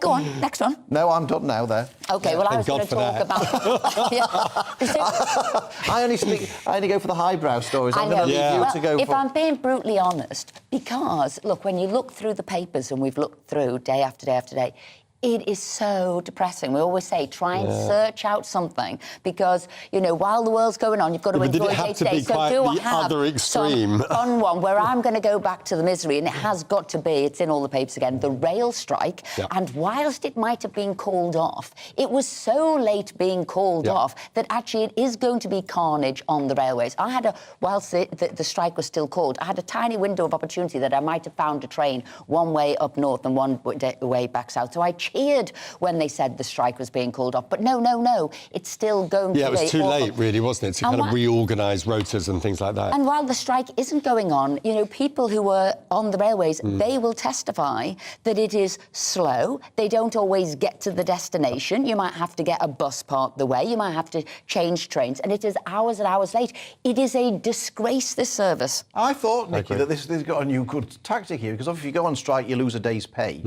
So I thought they call the strike off at the last minute. They keep the same carnage on the railways, but presumably they don't have to lose a day's pay. I mean, let's be more positive and think that actually they believe that actually the talks are more likely to go ahead. I mean, I think obviously Mr. Shapps was maybe their incendiary figure, not suggesting that he was wrong or right, but it might just be that may be a turning point. And I think everybody wants to get back to work. We certainly do. Nikki, thank you so much. It's an absolute pleasure having you with us. Thank you very much indeed. Now, nobody could have predicted the rapid rise and even more rapid fall of former Prime Minister Liz Truss, and certainly not James Heal, the co-author of her political biography. We're delighted to say that James joins us now. James, thank you very much for joining us. This book, which I think was presumably supposed to be about the rise of Liz Truss, seems as if it needed a last-minute adjustment and a last-minute change of title to be Rise and Fall. How hectic was that rewrite? Pretty hectic, I imagine, as much as you guys in Westminster. Effectively, we were doing the first biography of Liz Truss, a politician well known inside the Westminster Village, but perhaps less so outside it. And what really became was the story of her government and the 50-day premiership. So although it was a lot of work towards the end, adding a couple of chapters explaining everything that went wrong after that mini budget, we actually didn't change that much throughout the whole book. And I think in some ways, the clues were always there as to what might go wrong when it came to her taking the top job. I mean, it's quite staggering in some respects, her rise to the top, because by her own admission, she said that she wasn't a great communicator and a great orator, which always seems quite important for a politician. So, I mean, what was the reason for her ascent to the very top?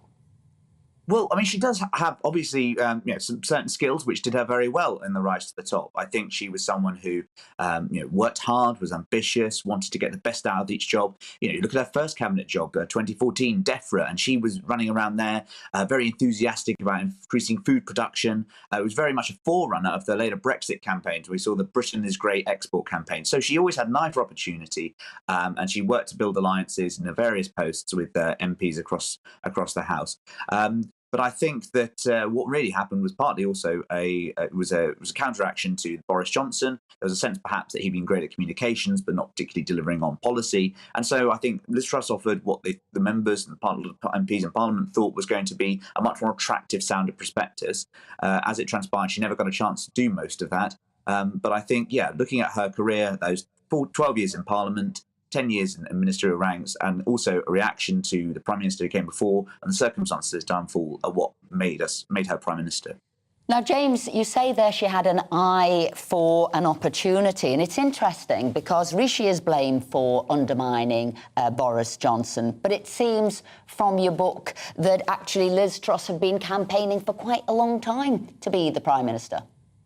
Well, yes, there's this great conversation where Alistair Jack, who's the Scotland Secretary, does get a call from Kwasi Kwarteng in the book saying, are you a Liz man or a Rishi man? And Alistair Jack replies saying he's a Boris man. And this is about, I think, January, before, obviously, all those later difficulties that brought Boris Johnson down in July.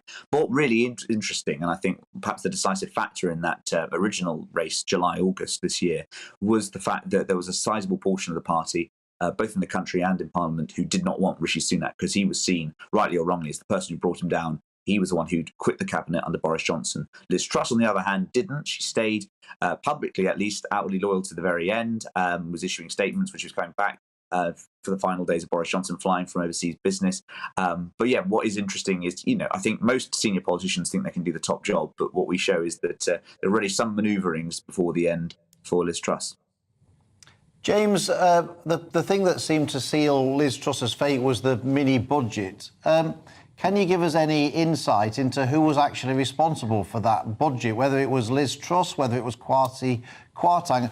It's just interesting because Chris Philp, who was a shadow secretary, chief secretary at the Treasury, the chief secretary at the Treasury, said that it was down to Liz Truss and not so much Kwasi Kwarteng in an interview the other day. Is that your understanding of it? Well, I mean, look, the Chancellor always has to bear a great deal of responsibility for what he announces at the dispatch box. And they two were so close. They'd had a decade working closely together from the days as backbenchers and the Free Enterprise Group, and they promised they were going to work hand in glove. So although I think that it was pretty evenly proportionate blame, we did report in the book that Liz Truss was going around saying, I've only got 2 years, and I think they went a bit too far and fast in what was announced. But at the end of the day, both of them, they came up together. Liz Truss put her in number 11, he helped put her in number 10, and they rose and fall together within about 3 weeks separately together. During your research, what sort of revelations did you come across? What's the most interesting thing you found out? Well, I mean, I'd say the overall picture I found is someone who I think really hasn't changed that much. I think Liz has always been quite iconoclastic, quite still trying to keep portray herself as very individual, radical, always knows her own mind from her earliest days, really. Teenage years when she leaves her family's Labour ties, joins the Lib Dems, which is seen as quite right-wing by those standards, then goes off to Oxford, starts her student career, and really I think the traits, for better or worse, were always there with her over the course of the last 30 years of her career or so. So I'd say that although there's lots of fun bits and sort of re-evaluations of events on Liz Truss's journey to the top, I'd say overall she's playing pretty true to who she is as a character, and we saw that in her resignation speech on the steps of Downing Street when she said that, effectively she said that she was glad she gave it a try rather than never having tried at all. James Heal, thank you very much indeed for joining us. We co-author of the book with Harry Cole, who's a political editor of The Sun. We wish you well with it. It's out of the blue. And it certainly was. And it will be available in all good bookshops. And probably not so good bookshops too. It'll be available in all bookshops, I'm sure. But we wish you well with it, James. Thank you very much for joining us. Now, coming up, we will be joined by 3 women to discuss the North West Cancer Awards, which took place last week. So don't go anywhere.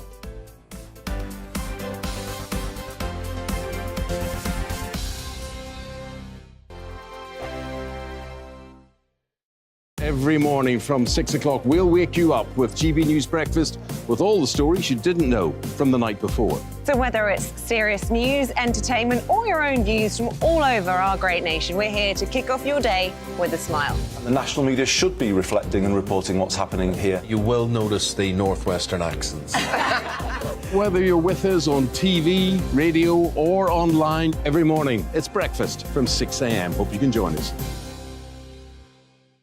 I'm Dan Wootton. Join me Monday to Thursday from 9 to 11 for the feistiest and most fun news debate on TV, where free speech reigns. I'll bring you a sharp take on the day's biggest stories, bombshell newsmaker interviews, and A-list guests. And I guarantee you, no spin, no bias, no censorship, and no reason to go to bed. That's Dan Wootton Tonight, Monday to Thursdays from 9 on GB News.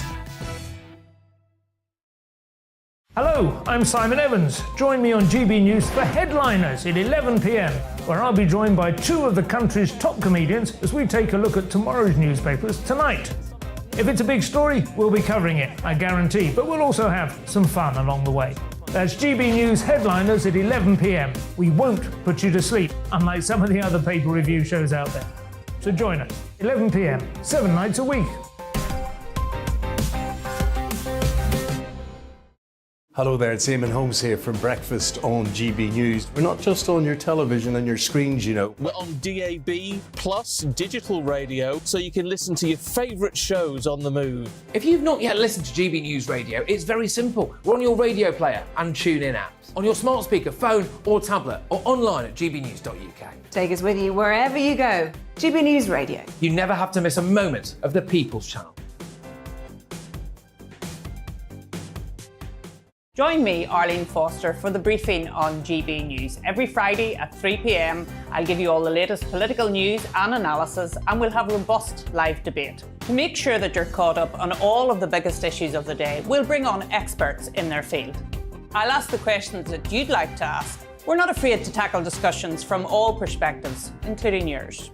Don't forget, the briefing with me, Arlene Foster, every Friday at 3 p.m. on GB News. Hello, I'm Alastair Stewart, and I'd invite you to join me at noon on Saturdays and Sundays for Alastair Stewart and Friends. I've been in this business for over 40 years. Now, here at GB News, I've never been happier. I get to choose the big stories that really interest me. We hear what you have to say, and you hear what I have to say. I really hope you can join me, noon on Saturdays and Sundays.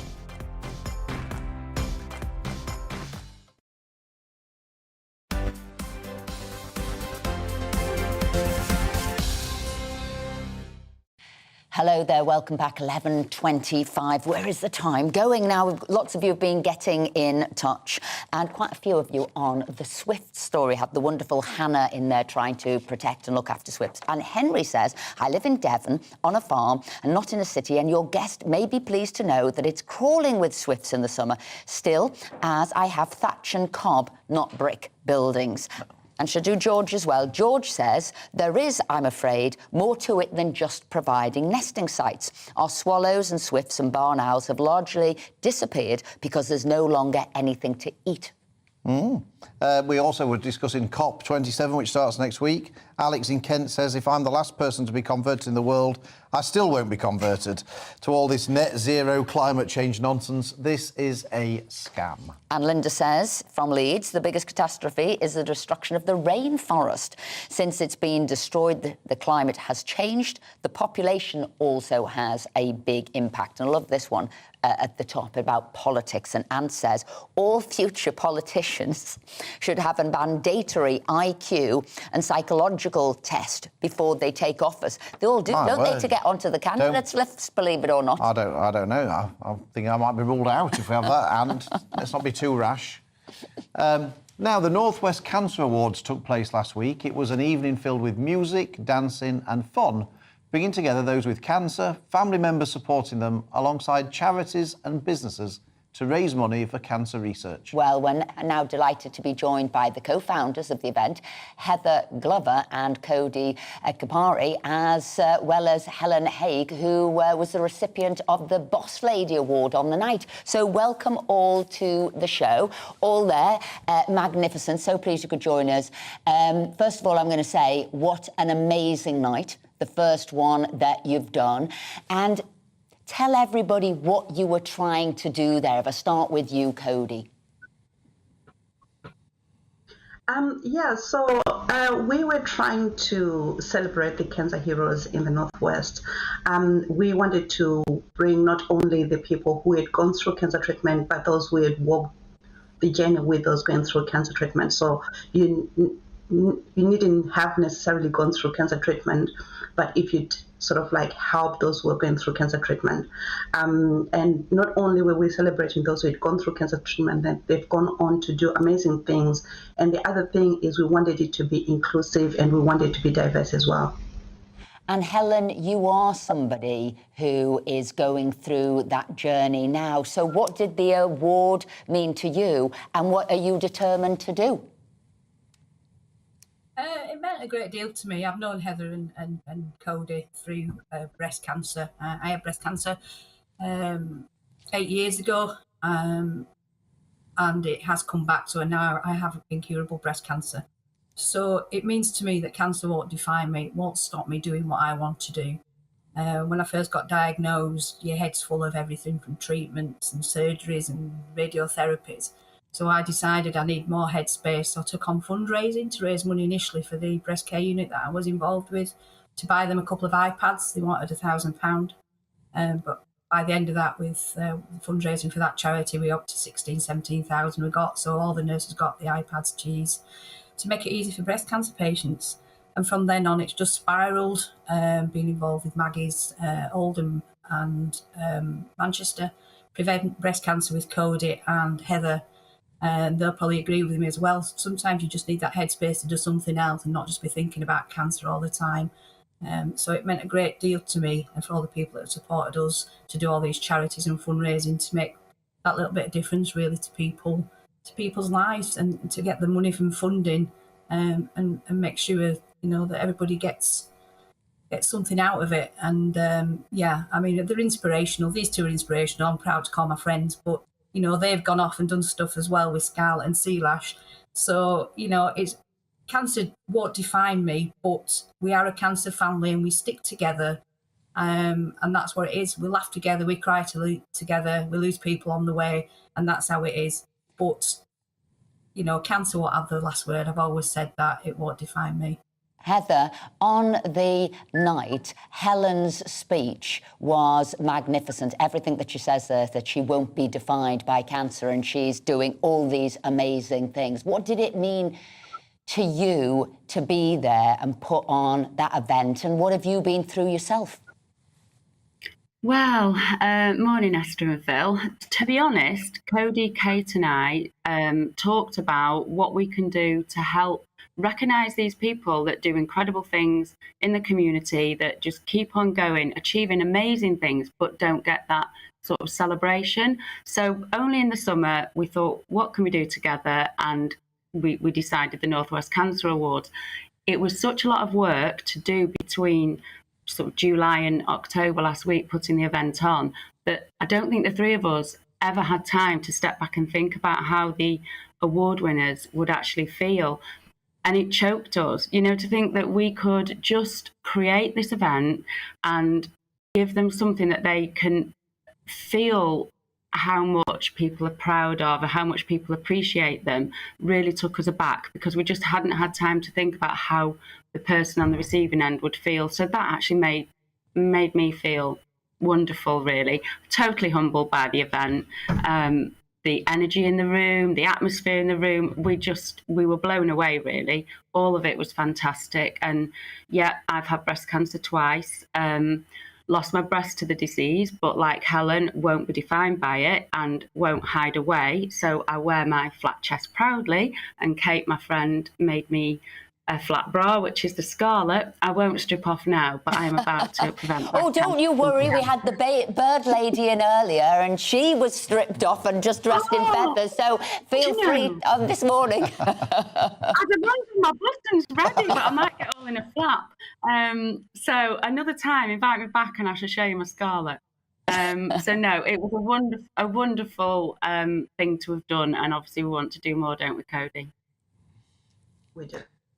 Well, Heather, Helen, Cody, you're all an inspiration. Thank you for everything that you're doing and for putting on those awards. I know Esther absolutely loved the evening. Some of the people who were there who'd helped. So if it was somebody wanting to get married, somebody had, gave wedding dresses to people who had a cancer on therapy. Other people had helped with hair, people who'd had hair loss, and they were doing it for free as a charity. The people you had there, the support you had in the room was sensational. Yeah, and I think your positive outlook and your support for each other is fantastic. So thank you for what you're doing. You're an inspiration to lots of people, and keep up the good work. Bye now. Bye to all of you. Coming up, we'll be looking at the biggest stories this week from the legal world. But first, it's time for your latest news headlines with Polly.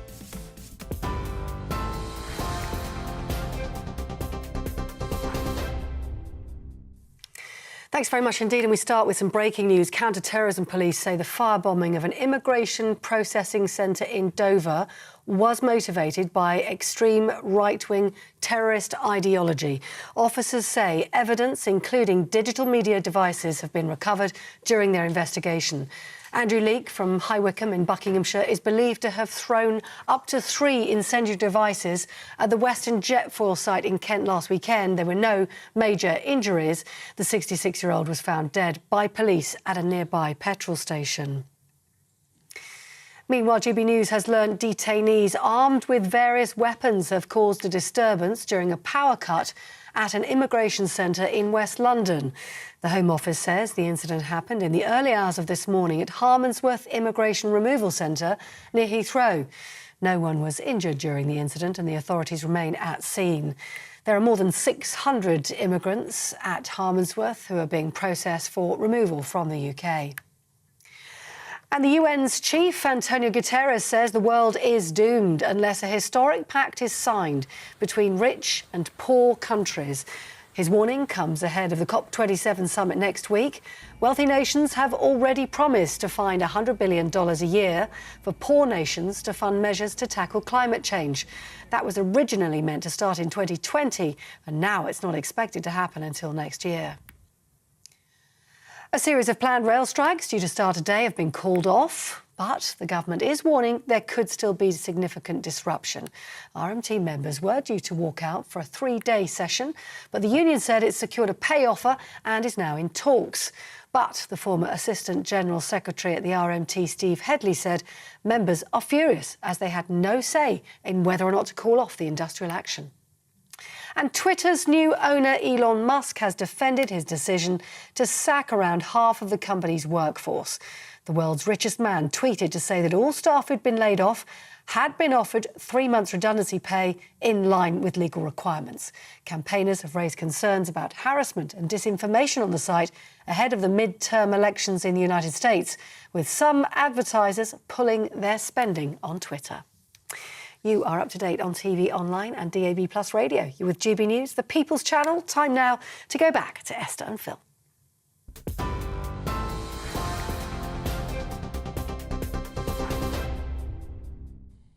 Welcome back. Now, we just had the wonderful Helen, Heather and Cody on the show talking about the Northwest Cancer Awards. And Helen said to all, women out there, do check, your breasts. It's a serious condition. Her cancer has just come back. So she did say that was her plea at the end of our interview, that everybody check their breasts and make sure that they're well and fine. So we're back to the show, and we're now joined by broadcaster and lawyer Andrew Eborn for some lawful news. I'm on an extraordinary week yet again. Elon Musk, he's sacked half of his people, and there's all sorts of... I can't stop, I'm staring at you here. You've got a bit of a D'Artagnan look going on. Have you noticed that? I'll tell you why it is. Well, I'm curious. Go on.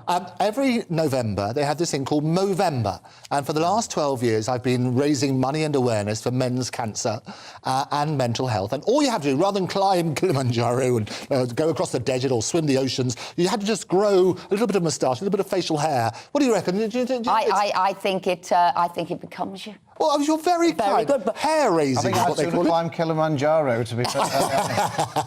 But what we were going to start with was the woman who's convinced that she is... Well, absolutely.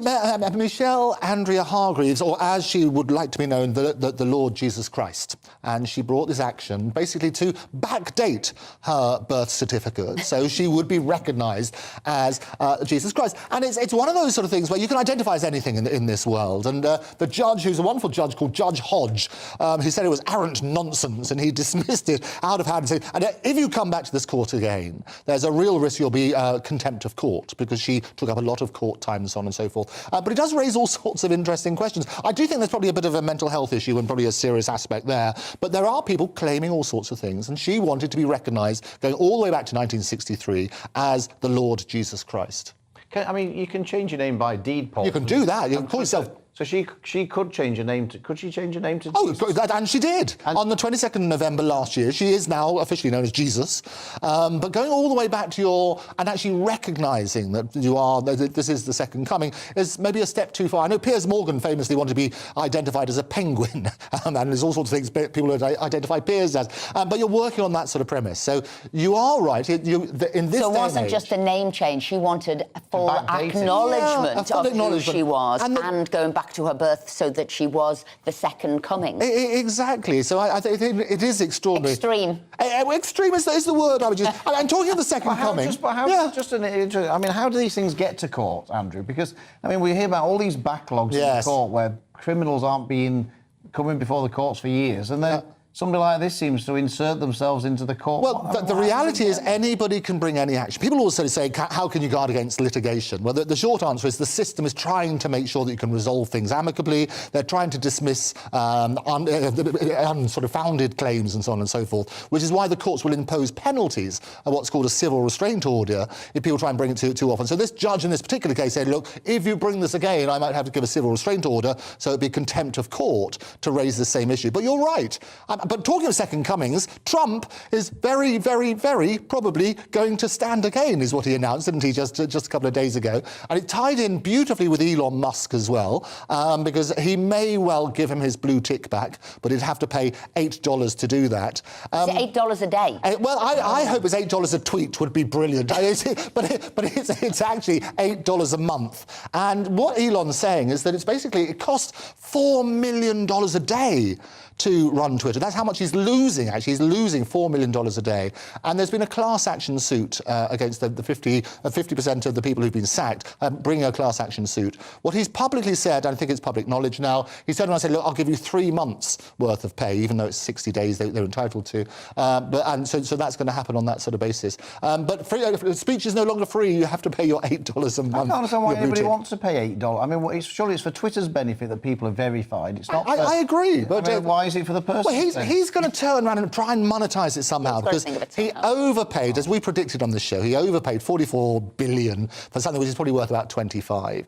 The reality is this: he's got to try and find money somewhere. So he's going to turn it into the mother of all apps, rather similar to WeChat in China, is what he's talking about. So it'll be an everything app, and in time for everybody's favourite poster boy, Donald Trump, to run for his presidency, which I predict he'll probably announce on the 14th of November. Right, well, you heard it here first. Very, very, very probably. Thank you very much indeed, Andrew, for that. I think Elon Musk is going to have to come up with a better money-raising idea than that. Charging everybody who's on Twitter, but people will probably come off there and go somewhere else. Why do you care whether you've got a blue tick or not? It doesn't bother me. Anyway. Have you got one? I have, I think, yeah, but I couldn't care less. But anyway, coming up, we'll be joined by a therapist and relationship expert who believes men in relationships should not follow models on social media. Are you following any? Well, we'll find out soon.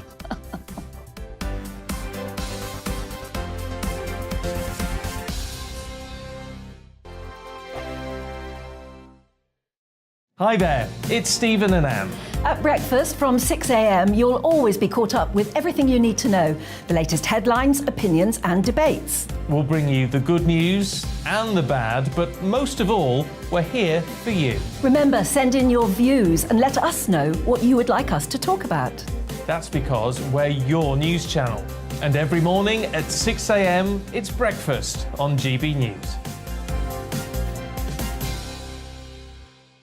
We are GB News, and we'd like to say thank you to each and every one of you for bringing us your conversations, for helping our great nation find its voice. We are here for you on radio, television, and online, across England, Scotland, Wales, and Northern Ireland. It's not the BBC, you actually get your facts right. We are proud to be GB News, the People's Channel, Britain's news channel. Join me, Nana Akua, on Friday, Saturday and Sunday afternoons on GB News. Expect fiery debate and passionate discussion as me and my panel tackle some of the biggest topics hitting the headlines. It's a place for everyone's opinion. No one gets cancelled, but no one gets an easy ride. Oh, she's on it today. Be ready for conversations that are fierce, frank, and of course, fun every Friday, Saturday and Sunday afternoon from 4 p.m. on GB News. On Mark Dolan tonight, we have a simple plan, which is to inform, stimulate and entertain in equal measure. It's all about getting your opinions on the national television airwaves. I love my viewer emails, mark@gbnews.uk. So do join me every Friday, Saturday and Sunday for big guests, big opinions and a big presenter. 6'5", don't you know? See you then on GB News.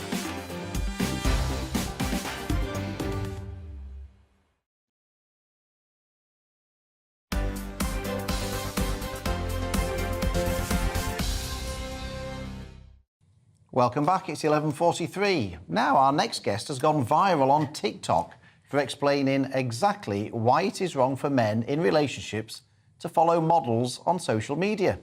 With the help of stick figures, therapist Kelly Armitage explains the behaviours and psychology behind men obsessing over Instagram models while in a relationship. And we're delighted to say that she joins us now. So, can you tell us why this got you so irate and why it's so wrong? Well, firstly, it certainly hasn't got me irate, and I would like to approach this from a compassionate perspective for both male and females, or any individuals really, so we can look at both sides of the behavioural dynamic to help, break these addictive patterns if it's affecting the relationship. So go on, tell us about the dynamics then and how it could impact the relationship in a negative way. Okay, so if the relationship is a monogamous, committed relationship, maybe even a marriage, then this really goes outside the parameters of that relationship, because one individual is going to the social media in perhaps a hidden or addictive manner to get an instant gratification, and it might be behind the back of the partner. And they also might be looking for some kind of validation from the model in that they're expecting a response from their message or comment or like. And ultimately, it's hurting the partner, especially if the partner has communicated that to them over and over. And it can create a real conflict dynamic whereby both people are not going to break out of it. And I can give some tips on how both people can break out of this dynamic in a compassionate way so that, you know, we can create more committed, loving, consistent relationships that don't really have addictions inside them that are hurting both partners. So what are the tips to break free? Okay, so firstly, for the person that's following the social media, they can really see that this is about disconnection. A, they're disconnecting from themselves. B, they're disconnecting from their partner. And to really see that it's about dopamine hits and subconscious highs, and to see that really, can I look to give up that subconscious high and that need for validation because it's undermining my relationship? Can I compassionately look to observe that within myself, not judge that within myself? Can I look to give that up? Secondly, if I'm not fulfilled in this relationship, can I look to have an open discussion with my partner and really look at where I'm not fulfilled? Or am I not fulfilled in my life? Am I not fulfilled in my work or purpose? And so I'm going to this activity Kelly, to kind of distract from that. I'm going to ask my husband live on air. You know, if I really want to give this up, it's about abstinence. It's about Kelly, can I just ask Philip here, do you have an Instagram fascination of models? Are you going to them? Is this some validation that you need? Well, I do go on Twitter, and I do follow some beautiful women on Twitter. I've got to say, Kelly, I follow my wife, who's very beautiful, obviously, on Twitter. Saying the right thing so far. I follow the lovely Hayley Palmer on Twitter. Who's coming on next? Who's coming on next, who's very lovely. So, but look, I mean, surely if a relationship's strong, what does it matter? I mean, surely this only would seem to me to be an issue if you've got sort of a pretty insecure relationship. Yes, absolutely. And it can, you know, for the woman or partner that's nagging the person and is feeling insecure, number one, they can really look to say, this doesn't define my self-worth. Just because this person has an activity, they're following perhaps beauty, to not internalize that and say, you know, I'm not lovable, I'm not good enough, I'm not desirable, to really increase their self-worth. And then secondly, to say to themselves, you know, is this a deal breaker for me? Is it something I can accept? Or is it something I can compromise on? And then to, you know, communicate that to your partner. And if it is a deal breaker, you communicate that once. But I think what I'm talking about, and which, you know, if you look at my TikToks and if you look at my social media presence, a lot of it is about addiction. So this is really where this is an addictive tendency where, you know, some of these people are following people and it's like semi-porn, you know. It's not just intelligent people on Twitter that you're appreciating their intelligence. This is about boobs and butts and hidden, Kelly, I'll be checking Philip's Instagram follows a little bit later on to see if it is boobs and butts. I might be checking yours. Yeah, you need to be checking. Kelly, thank you very much indeed for explaining that. But I tell you one thing, I might be blocking you later from my Instagram post. Yeah, if you're just checking out my boobs and butts, I'm going to be blocking you later. I advise Hayley to do the same thing.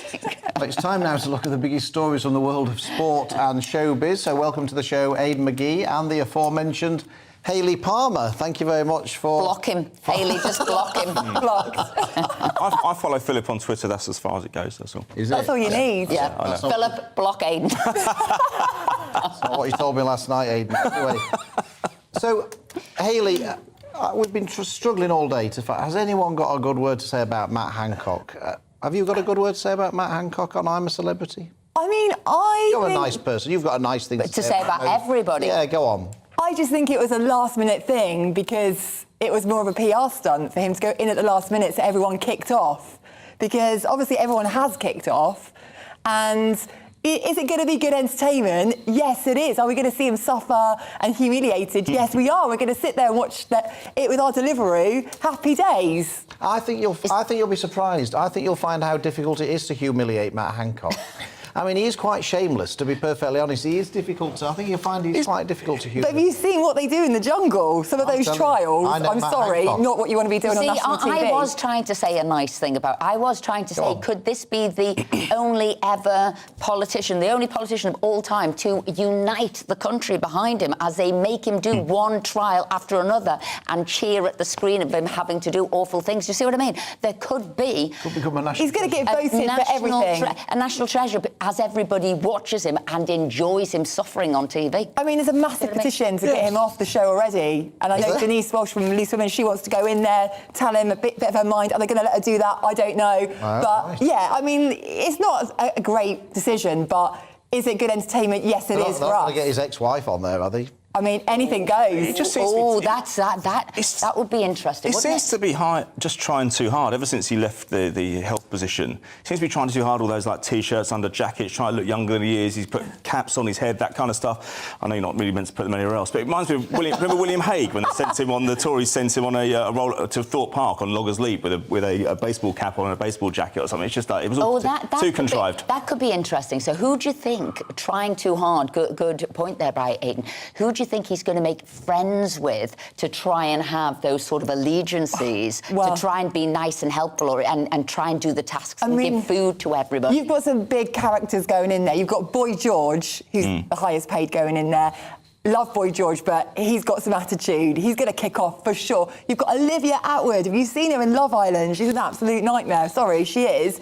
She's going to be crazy. You've got Chris Moyles. I don't think they flagged up the big characters enough because it's been so much press on Matt Hancock, but these characters are crazy people, and I'm living it for it. Do you think it might split sort of right and left Tory Labour? Do you think they might have a speaker? Do you think it could get much more sort of political and divisive or whatever? 400 grand will take anything, I'm sure. Don't just think about Absolutely, that. but I am predicting Boy George to win because he is going to be brilliant entertainment, and I love that he's scared about going without makeup for 3 weeks. I'd be the same. I'd be the same. Yeah. Talking of people who have been getting controversy recently, Gary Neville on Have I Got News For You came under a bit of fire, didn't he? Yeah, he did. I mean, well played for him for taking the gig. I mean, he really was setting himself up to be knocked down, but if you thought... Say the same about Matt Hancock. Well, yeah, true. So he was true. He wasn't getting 400 grand. In case anybody didn't see it, he was basically... yeah, he was presenting the show. Islop and Paul... So, yeah, he wasn't even a guest. He was actually presenting the show. Yes, they've had this thing going on for years. For being a presenter and a commentator. Yeah, they said, look, you've got a choice. It all went quite serious. You know, we're not used to that with Have I Got News For You, but it all went quite serious and said, you know, you've got a choice, haven't you? Gary Neville said, I've got a choice. I can go there.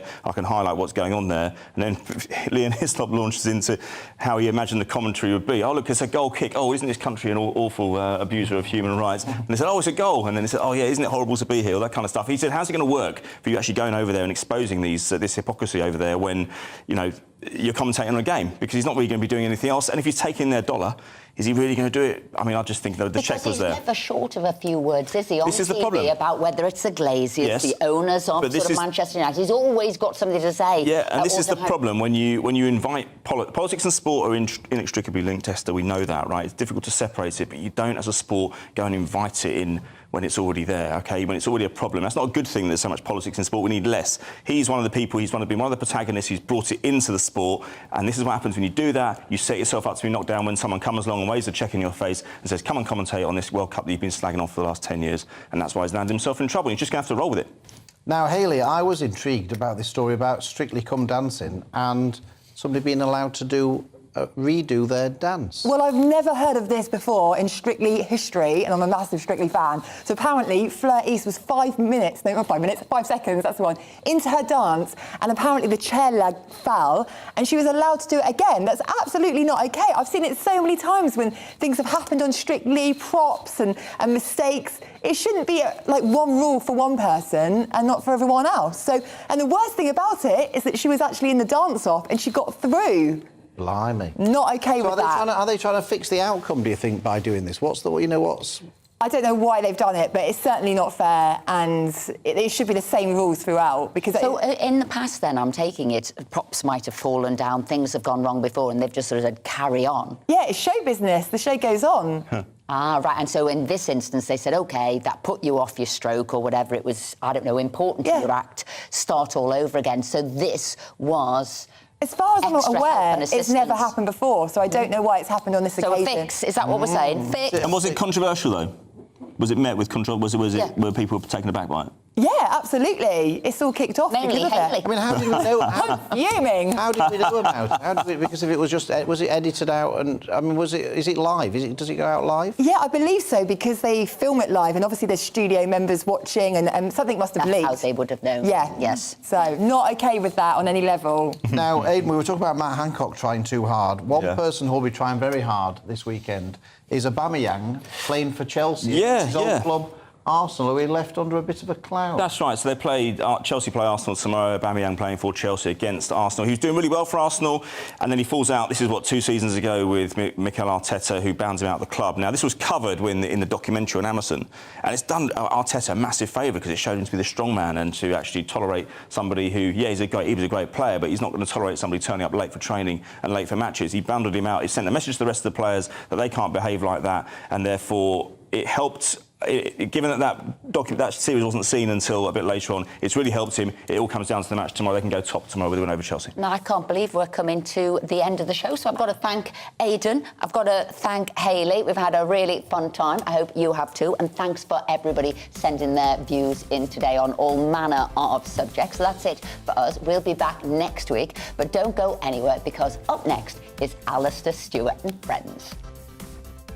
Good morning, I'm Alex Deakin. Saturday starting dull and damp for many, but it should get a bit brighter quite quickly across Northern Ireland, and then by this afternoon for much of Scotland. It's also going to be fairly blustery at times. There's a big, brutal area of low pressure, thankfully way out in the Atlantic. But its weather fronts are moving in. They've already made for a pretty wet start for Northern Ireland and parts of Wales, and these weather fronts will continue to slowly push eastwards. So if you're dry at the moment across the east, it won't last. However, Northern Ireland is going to brighten up, and we'll see some sunny spells here for most of the day. Also, by this afternoon, Western Scotland looking a little cheerier, and eventually the rain should peter out across West Wales and parts of northwest England too. But for a good part of England and Wales, most of the day is going to be pretty drab, fairly gusty at times with outbreaks of rain.